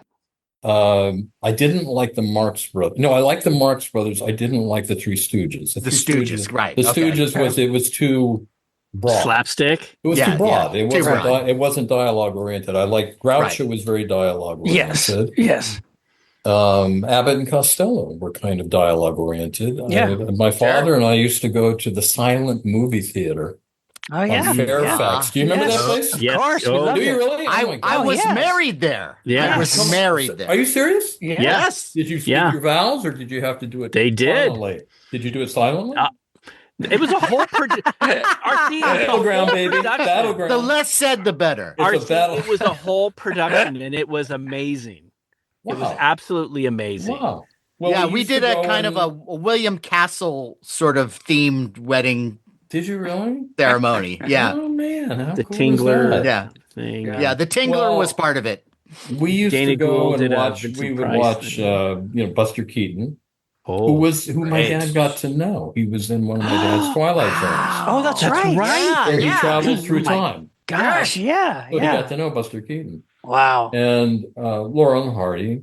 Oh, W.C. Laurel Fields. and Hardy. Genius. W.C. Fields. Genius. So comedy to me was always what was interesting to me, and I was just, I think I was, I just fell in love with it. I fell in love with it, So how I got people like, how did you get into horror? I don't even think of it as horror so much as I think of it as just odd. Like my stories to me are odd, and I think in the new book they just keep getting more and more odd all the time. But talking about horror, I think in a lot of ways, horror is the flip side of comedy. Like there are a lot it of completely is. Yeah. It completely is. It catches you by surprise. yeah, It catches you by surprise. It's just that horror has to do with inflictions on the flesh, classically. But, if you think about comedy, if you think about like Dabney Coleman, he was sort of like a monster. His character Yes. was, Yes. so Right. sometimes in comedy, the fall, not the fall guy, but the tormentor fulfills that role. I think, to return just for a moment to the comparison between comedy and horror, it's learning how to withhold information, to surprise, Yes. to bring maximum impact. Mhm. You Yeah. have to hold back that, which is why, my dad wanted to not have the birds show up. Exactly. Or have an explanation about the bird. Thank you so much for saying that, RC. David Crosby and the birds. I love that. Yeah. I love that. I think the tagline should be, "To everything, there is a season." Right. Yeah. Turn. Yeah, right. With exclamation points Yeah, make after it more each one. brutal. Yeah. Oh my God, I got to turn. Oh. I got to turn. Don't hurt me, David. Don't hurt me, David. He was a very odd figure because he would write these beautiful, really not just dulcet, but very tender songs, But he just seemed like he was a little bit like the guys we were talking about, some of these actors. Very, Yeah. very self-involved. Yes. Mm. Yep. Never Well, confuse the art with the artist. Isn't that what they say? No, Yes, you can't. right. You have to do. Can't. You have to. You have to do You have that. to separate. Yes. Yes. Yeah, it can be quite a shock. It Yeah. can be Yeah. quite a shock to people. That's where at times, like when I'll meet someone who's really famous or, this actor that I've always been a gigantic fan of, it's just, I want to get in and get out. Like, hi, I love you. Goodbye. Because I don't want anything I to know. ruin. Ruin it. Yeah. As in, I never know. meet And your when heroes. it's almost kind of startling when they're just really accessible and nice, and Yes. it's kind of shocking in a way. It's kind of Yeah. shocking. It's like Yeah. a beautiful girl that's like friendly. Well, Right. RC, you have been incredibly accessible and nice. Oh, thank you, Yes, Sean. and beautiful. Amazing, amazing Thank you. podcast today. Oh, good. I I'm wanna glad. I'm Thank you glad. so much for this. No, really, You're very welcome. If there's any last little things, feel free. Because Well, any yeah. last- Look, I first of all, Larry, did you want? You would like a little more no, exposition? I love recognition, but it's okay. I'm learning some things. Would you like me to put in a final kind of an epilogue here about what it all means? I would be interested. I would love to hear that. because I know you're a busy guy and you do a lot. You're writing all the time. Is there All the anything time, that you're constantly. working on for our Constantly. listeners? Our listeners can kind of check it out. Is there something you're working on? Oh, okay. Well, yeah, something to plug. Okay. So my collection Zoopraxis, Zoopraxis, will be out on. You can get it on Amazon by what is it now? Are we in April? Are we Yes, in May? Yes, Yeah. and this April? I would this say will actually within a month, it'll be out. Right, 35. perfect. That's 35 Perfect. short stories. It's a lot of really interesting stuff. And then my novel will be out midsummer, and the title of that is Bombyx. It's a really great word. BOMBYX. okay, Cool word, right? Isn't it a cool Yeah. word? very Yeah. cool word. Yeah, it's a cool word. And that's a thriller. That's like a, kind of a Nice. Great. Fantastic. And do you have like a website or that you? I don't have go to? I know I don't have a website. The other thing I guess I would mention is that I just produced. We did a remake of The Shrinking Man Really? in France with Jean Dujardin, who won an Oscar for, right? James, do you know who I'm talking Right. about? He The was black and white. Yes, so The artist? The artist. The artist. Artist. He won Really? an Oscar for that. And he was also the venal Swiss banker in The Wolf of Wall Street. Oh, Wow. With that big Yeah, smile, you yeah, remember? guy's Yeah. great. Yeah. So is this that carnivorous kind of like Yes. smile of his, Yes. Is this a French feature film? Mm-hmm. Wow, awesome. Mm-hmm. Yeah, wait. and I didn't know, I mean, I run our company, all of our stuff, my dad and I formed a production company, and so I still run it. And, things come in and people want to do this and kind of, different stuff. And when this came in, I thought, well, what's wrong with a lot of these shrinking films? Honey, I Shrunk the Kids and, Small World, was that the other one? There was another one where they shrunk everybody because the people were taking up too much space. Oh, I think it's called. It was Matt Damon. Yeah. With Matt Damon, that one. Yeah. They hinge on the gimmick. Right. In the novel, it's very pained because it's all about loss. And yes, he's fighting a big spider and he's trying to find his way, but it's also very philosophical. I mean, the final thought in it is to God, there is no zero. Yeah. So no matter how small you get, there's still, so it's not just melancholic, it's heartbreaking. And the gimmick is unmistakable, but it's not what makes it great. It's a device. It's a device, and it's a great device, but it's not what made the book great. And the first film, the original black and white film directed by Jack Arnold, which is really good. Yeah. Fantastic. One of our favorite films. It's really excellent. And so when they wanted to do this, I thought, well, okay, I'm open to the thought of it. The Incredible Shrinking Woman was awful with Lily Tomlin. Again, All a different thing. They just missed the whole thing. It was just broad and kind of goofy.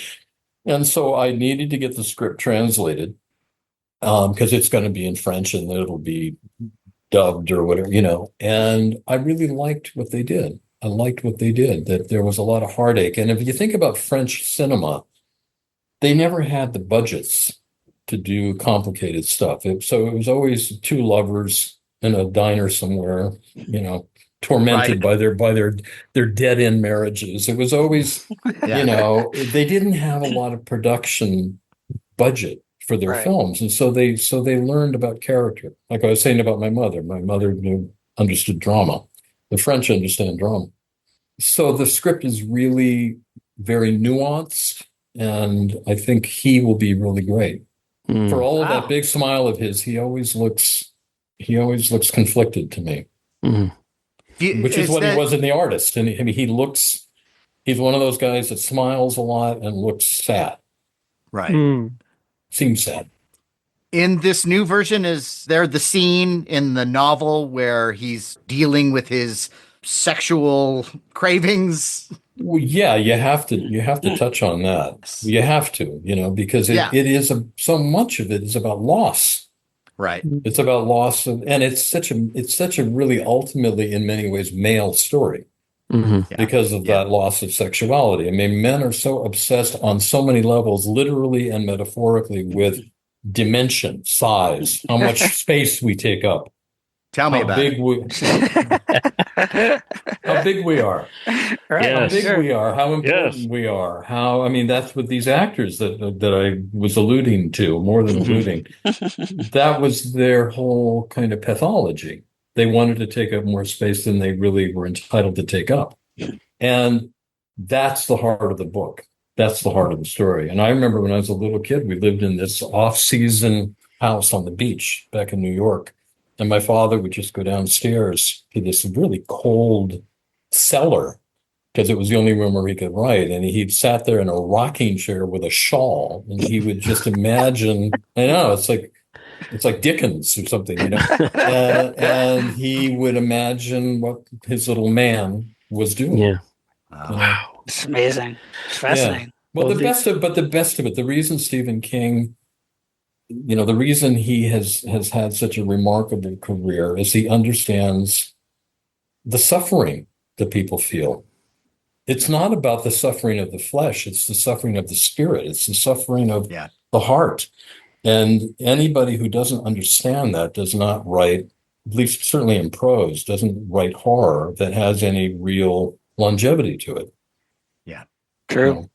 Well, that's all I have to fucking say, man. Well, I want to drop the mic. No, I'm serious. I want to thank you so much for being with us. You're welcome. Yes. This has been fantastic. It's been wonderful. It was more than a lot of fun. It was really an interesting conversation. Well, thank you. Thank you so much. Fascinating for us. I think we should raise a glass. Yes, and again, indeed. listeners, look for this book when it's coming out because it's going to be great. And RC, thanks again. Sean? My pleasure. I would like to give a toast. Sean, how nice. To writing horror with Richard Christian Matheson. Yeah. Okay. And to the guys. To all of them. James, Sean, Matthew, and Larry. Yes, My sir. pleasure. It's great to meet you all. Thank you. Likewise. Clink. Time for a listener shout out. Shout out! Shout out! Scary shout out. Now, as listeners know, the voting for the Rondo Awards has just ended, and we want to thank all of our listeners who voted for us. That's right. We really, really appreciate it. And also a special shout out to our frequent guest and very, very good friend, David Weiner, who is also nominated and also is extremely supportive on social media, reminding voters not only to vote for him, but to vote for us. So, David, you're a prince. We love you. A sweetheart. Thank you so much for that. And once we have the results, we will share them. Looking forward to that. We'll see what happens. Yeah, I'm dusting the shelf that it's going to go on. Right. And let's remind our listeners that Monster Party merch is available on our eBay store, which is called, you guessed it, Monster Party Store, where you can find the Monster Party logo t-shirt. You can find the Monster Party t-shirt with a kaiju design, designed by our friend Derek Robertson. You can find the Monster Party PPE cloth mask and the Monster Party shot glass. So you can raise the glass in a toast, just as we do on every show with our guests. And if you also order Monster Party merch and happen to be a Patreon member, we will throw in free surprise goodies, courtesy of our good friends Jason Lindsay at Biff Bang Pow Toys and foam fabber extraordinaire Ted Haynes.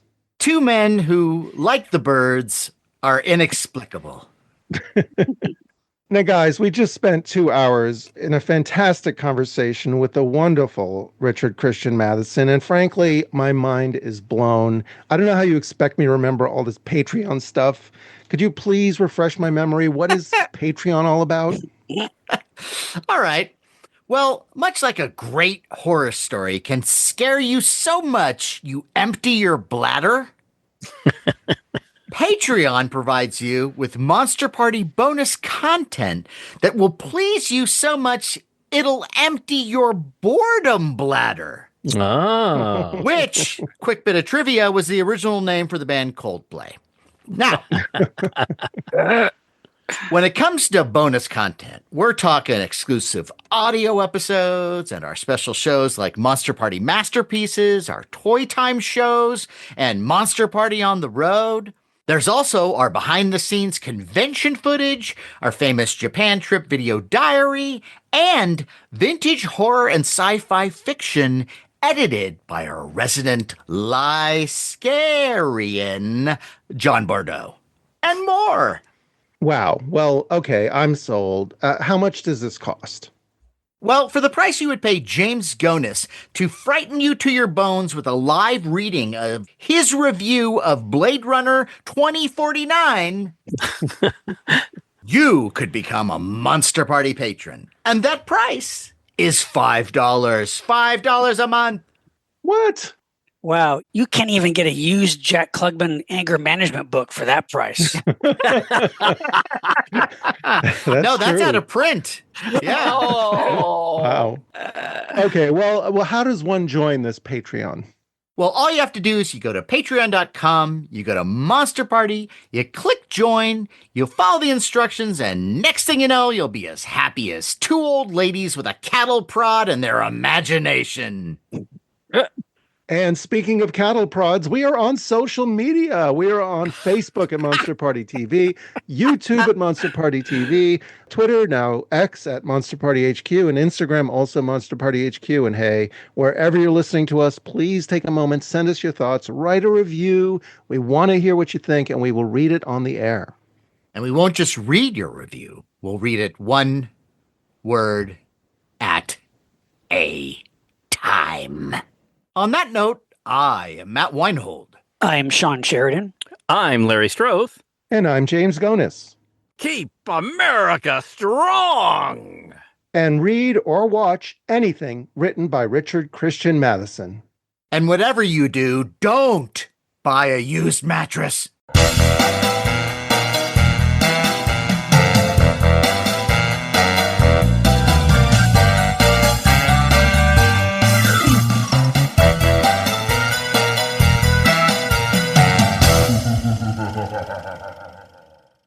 So how did you guys all meet and put this all together? Oh, you don't want that story. Well, a little bit. Are you friends from a long time, or did you cross paths? No, yeah, we all kind of had similar interests. We're all kind of monster kids around the same age, and either through friends or working on creative projects, got together and then we started going to Comic-Con every year. And that's kind of how Monster Party was born, because we go back to our hotel room and just argue about, horror films and sci-fi ridiculous movies. things. Yeah, and people said, gosh, you guys are so good. The arguments you have are so compelling. You Meaning guys should we do a said that show." to each other. No, These people, these so-called people. No. Okay. But you know the whole. The whole sort of terrain, all of it, right? You guys are Pretty very much. good. I mean, between the four of us, yeah, like I'm kind of like the encyclopedic knowledge guy of every movie ever made in the horror genre. Yeah. And we all have our different strengths, but and when we're together, we're just like, wow, watch out. Right. We are excitement in a bottle. Have you guys, any of you, seen Sinners yet?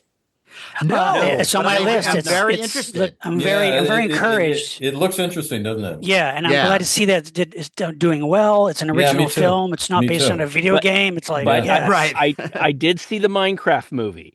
Oh, And before I get bitched at by my buddies, you know what? The book's better. No. I'm just saying, look, I saw it with my 19-year-old daughter, and the place was packed it with was kids around. huge her. event. Yeah. They went nuts, and I felt great to be a part of it. And Jack Black was loads of fun. I had sure my he's fine. popcorn. I'm sure I it's had my lovely. drink. Yeah. You know what, Matt? maybe it's not for you. See, I don't know. I'm not going to judge something Richard, I haven't seen. Richard, sometimes these guys get a little old. It's already getting conflicted, isn't it? We've been talking for This is the nature of what we do. 2 minutes, and it's already 2 minutes, and we're already at each other's already throats. going. Let's just say out. some people here continue to have that sense of wonder. You know, I think we do, Larry. Yeah, I have the wonder. I have the sense of wonder. I wonder why you like the things you do, Oh my Larry. God! Okay. You know, See, this is where we're going. I think sometimes you get like old and crusty, like a little piece of Okay. molded bread. All you right. know? All right, Larry, we're gonna move on. We'll revisit this later. Let me ask you this, though, just out of curiosity: do the four of you tend to agree? Let's say in the top 5 monster movies. Do you? We agree with do a you lot of share with?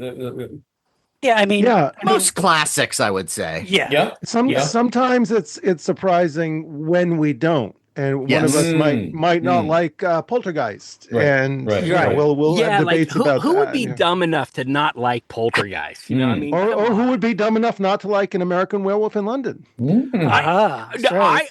hey, I just had some issues, but Okay, hey, well, This is sounding personal to me. This is getting, No, it always goes personal. no, And it- no. This is kind of a toxic environment, really. But Yes, That's what you're makes the show. absolutely okay, correct. I'm fine. No, here's the thing. I'm Do fine. you Let's want to make it join work.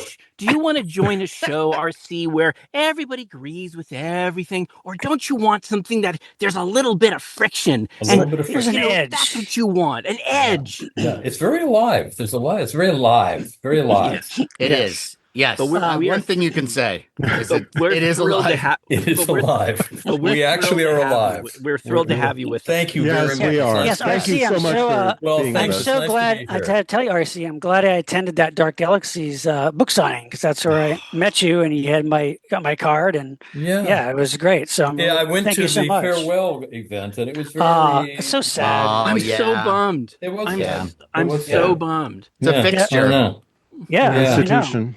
Well, Yeah. I know. it's weird. Do you remember when they had to move? They had to move from the Right? Magnolia. Yeah. Yeah. Mhm. And it was like Yeah. we talked about it with Dell. It's like, hey, the places Magnolia's becoming so hip and happening, all these rents get raised. It's like you're pushing out the people that made this place so cool. Yeah. You know? Yeah. Yeah. Yeah. Well, And it's like this creature happened- features. Same thing. Oh, Yeah. Yeah. Taylor White. They were on borrowed time, I'm afraid. Just I given know. everything. Yeah. You know, I know. But And- boy, and I aren't must you have done 20 signings there or something like that. Really? I think Yeah. so. Yeah, I think so. Yeah, it was, and they were always very, it was just like a homecoming to go there all the time. Right. Yeah. So, Totally.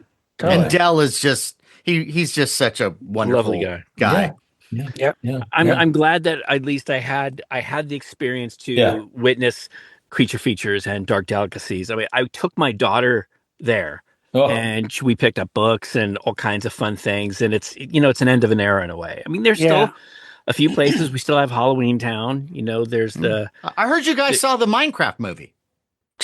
yes we did. Yes we did. I was at a signing a couple of weeks ago at Book Soup, which is a great Oh, yeah. store. Oh, Yes. that's a great place. Yeah. It is a great place, but it's not the same, in terms of genre. Stores, Yeah. Right, No, right. I know. I don't know really what's left. I mean, I know. wonder, I don't- Not in LA. I know. No. I know. And if No. you think about it, if it's not in LA, then chances of something like this being in other places, it's very, very rare. Very. Yeah. Yeah. And for every genre friend that I had, that place was like one-stop shopping because Completely. they had the Yep. books, they had toys and Yep. dishware and clothing Yep. and everything. Yeah. Yeah. I know. I know. It's sad. So, RC, when we start, I thought I would introduce you as Richard Christian Matheson, and then from then on, Sure. I call you RC. That works? Yeah, that sounds good. That sounds Okay. fun. And Matt, I think so. We'll just call this Writing Horror with RC Matheson. Great. Okay. And I'll introduce. I guess we'll introduce him. I'll introduce him and the topic together. I guess. Right. Absolutely. Since he's the topic as well. So okay. Yeah. And then if you want from that point on, just kind of I'll get it started. Get it going. Yeah. Right. Exactly. Sounds good. And this is very loose. Like, it's just As you like can- this as we're talking. can It's just see. like this Yeah. kind If of. you guys want to talk about, I'm totally fine. So Awesome. Just a couple notes. So, Yeah. RC, what we do is Matt will kind of introduce the show with his little creepy voice. okay, We introduce the show, we introduce ourselves, okay, and then Sean's going to go in with his introduction and introduce you, and that's when Okay. we're going to go to town. And this I'm is not hoping- live or anything either. This No. is just, we'll edit this. Yeah. to- So Oh, let's okay. so Yeah. let's say, RC, you decide to say, "Oh, that John Landis is a real jerk." Oh, I didn't mean to say that. It's okay. Fill in the go blank. back and Okay. and we can start again. God, How are you guys with nudity? Is that a Oh, Nudity you've is fine. come Do to you the know- right place. I've come to the right place. to work. And profanity Okay. is fine too. If it's This if is it's going very Sanity, well. This is going very nudity. well. Yeah. Gore, Yeah. whatever just go crazy. Look, Okay. RC, hey, Very look, nice. if you feel like dropping an F-bomb every once in a while, Yeah, it's like yeah.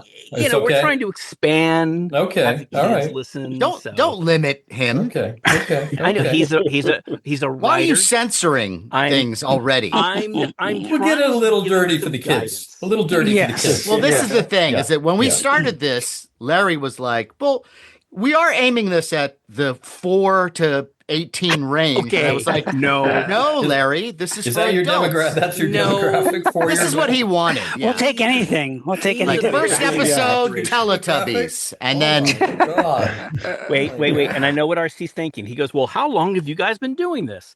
I have Hey, a man, line we've been saying doing this for 4-year-olds. 13 this years. is really, I've been waiting. This is a golden opportunity. Yes, almost 300 Okay. episodes every other man. week. Have you done 300 episodes? Oh, Oh, it's well, getting there. yeah. It's coming up. Yeah, and Wow. most episodes are like a couple hours too. You know, we go all the way. It depends, right? Like I Yeah, said, yeah. we don't want to scare you off here. If there's, whenever, Yeah, minimum whatever you wanna minimum give 5 us, hours great. with you. No. Okay. David Okay. Scow. All Yeah, right. it's the All right. Berlin Alexanderplatz of All right. All right. You know David podcast. Scow. All right. Okay. He was on one of our episodes that went over 3 hours, and he was like all excited that I got Wow. Because that was our Oh, that's Twilight the Zone and Our Limits episode. So of Yeah. course Scal's going to So go. there on you go, forever for yeah. that. But Tom Holland came in pretty darn close at 3 Okay. hours. Yeah. Talking about his Lots career of was- yeah, He's great he's Hollywood a stories.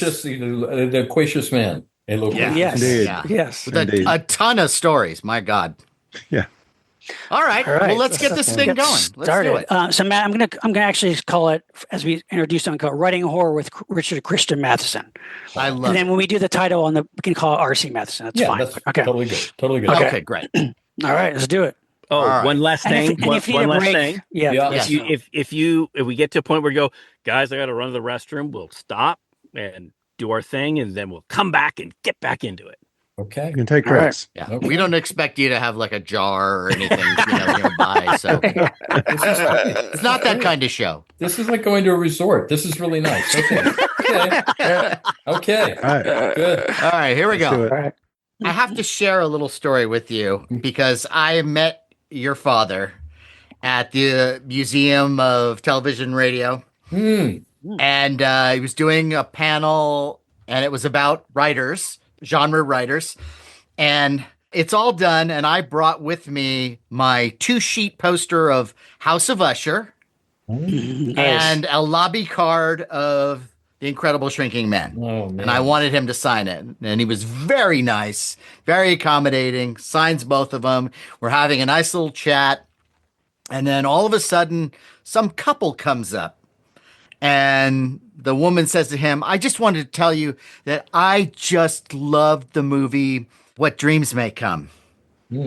And he said, I thought it was a piece of shit. Did he really?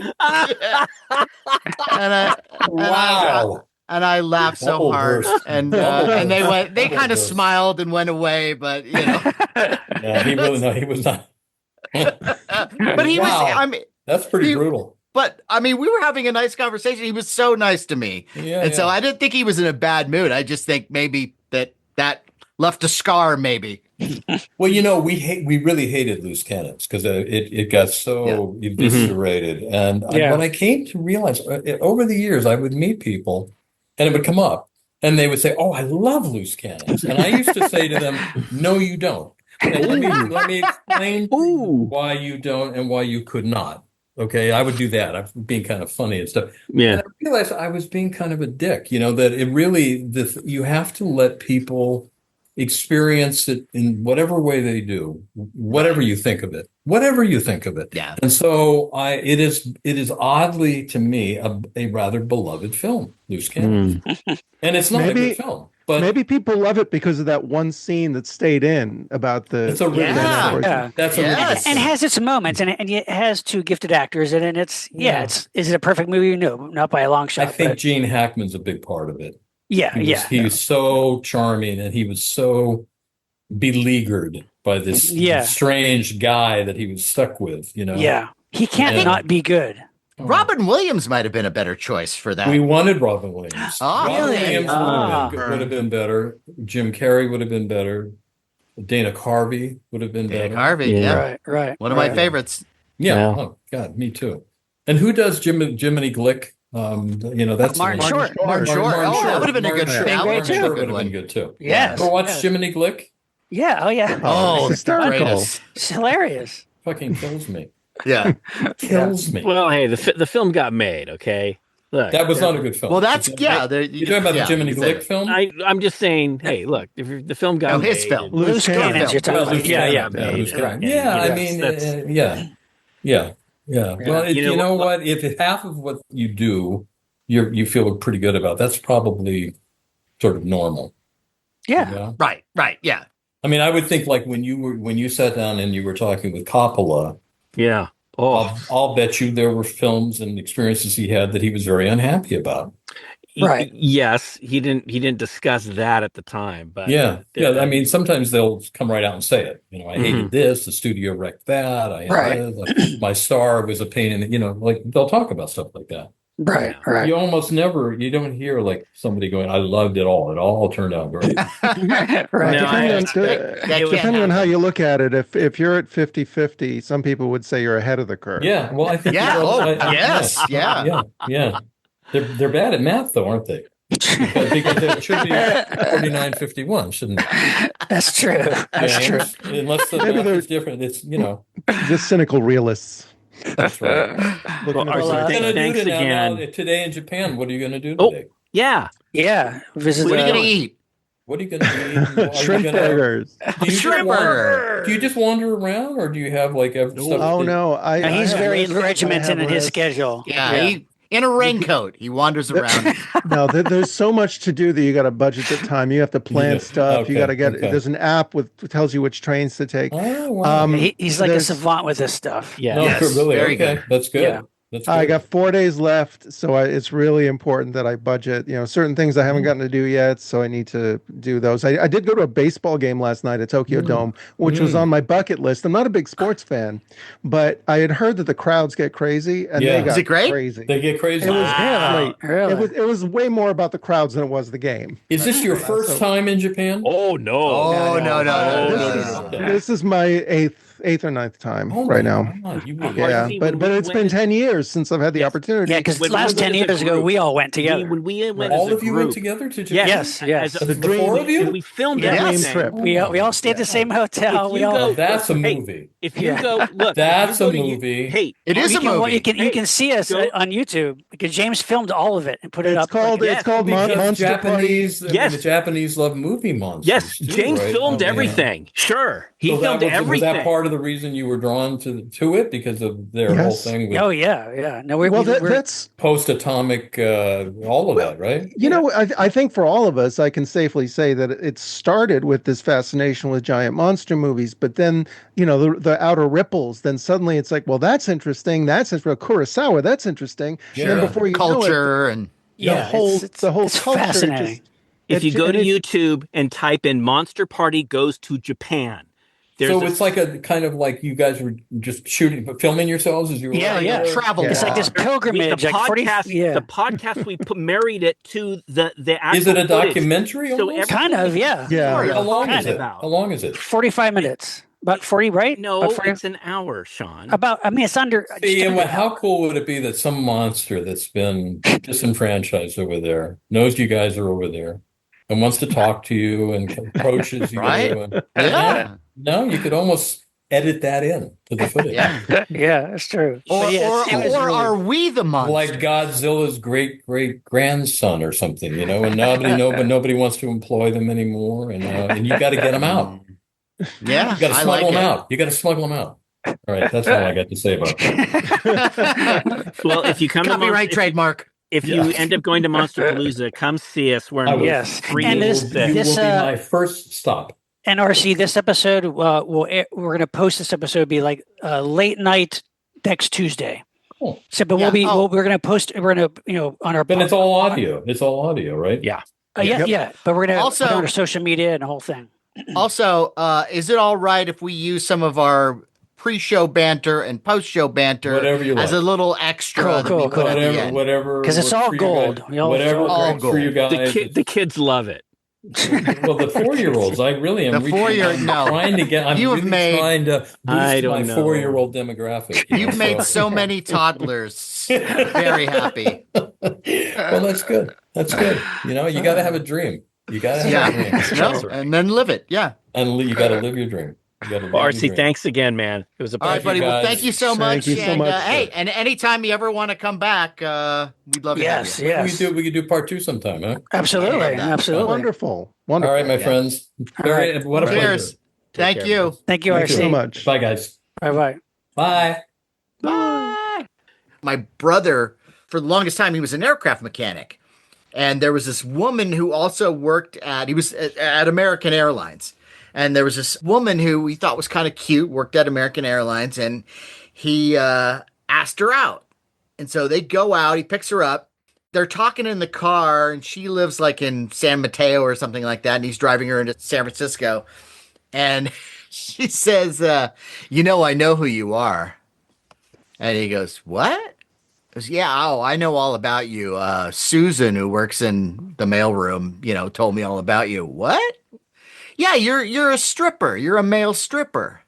And he goes, that's really funny. No, I'm not joking. And you know what I mean.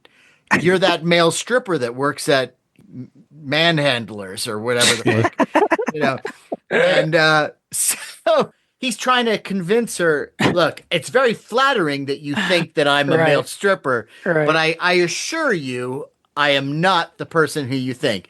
Yeah, whatever. Okay, Weird. So at one point he just goes, you know what? I think we're done here.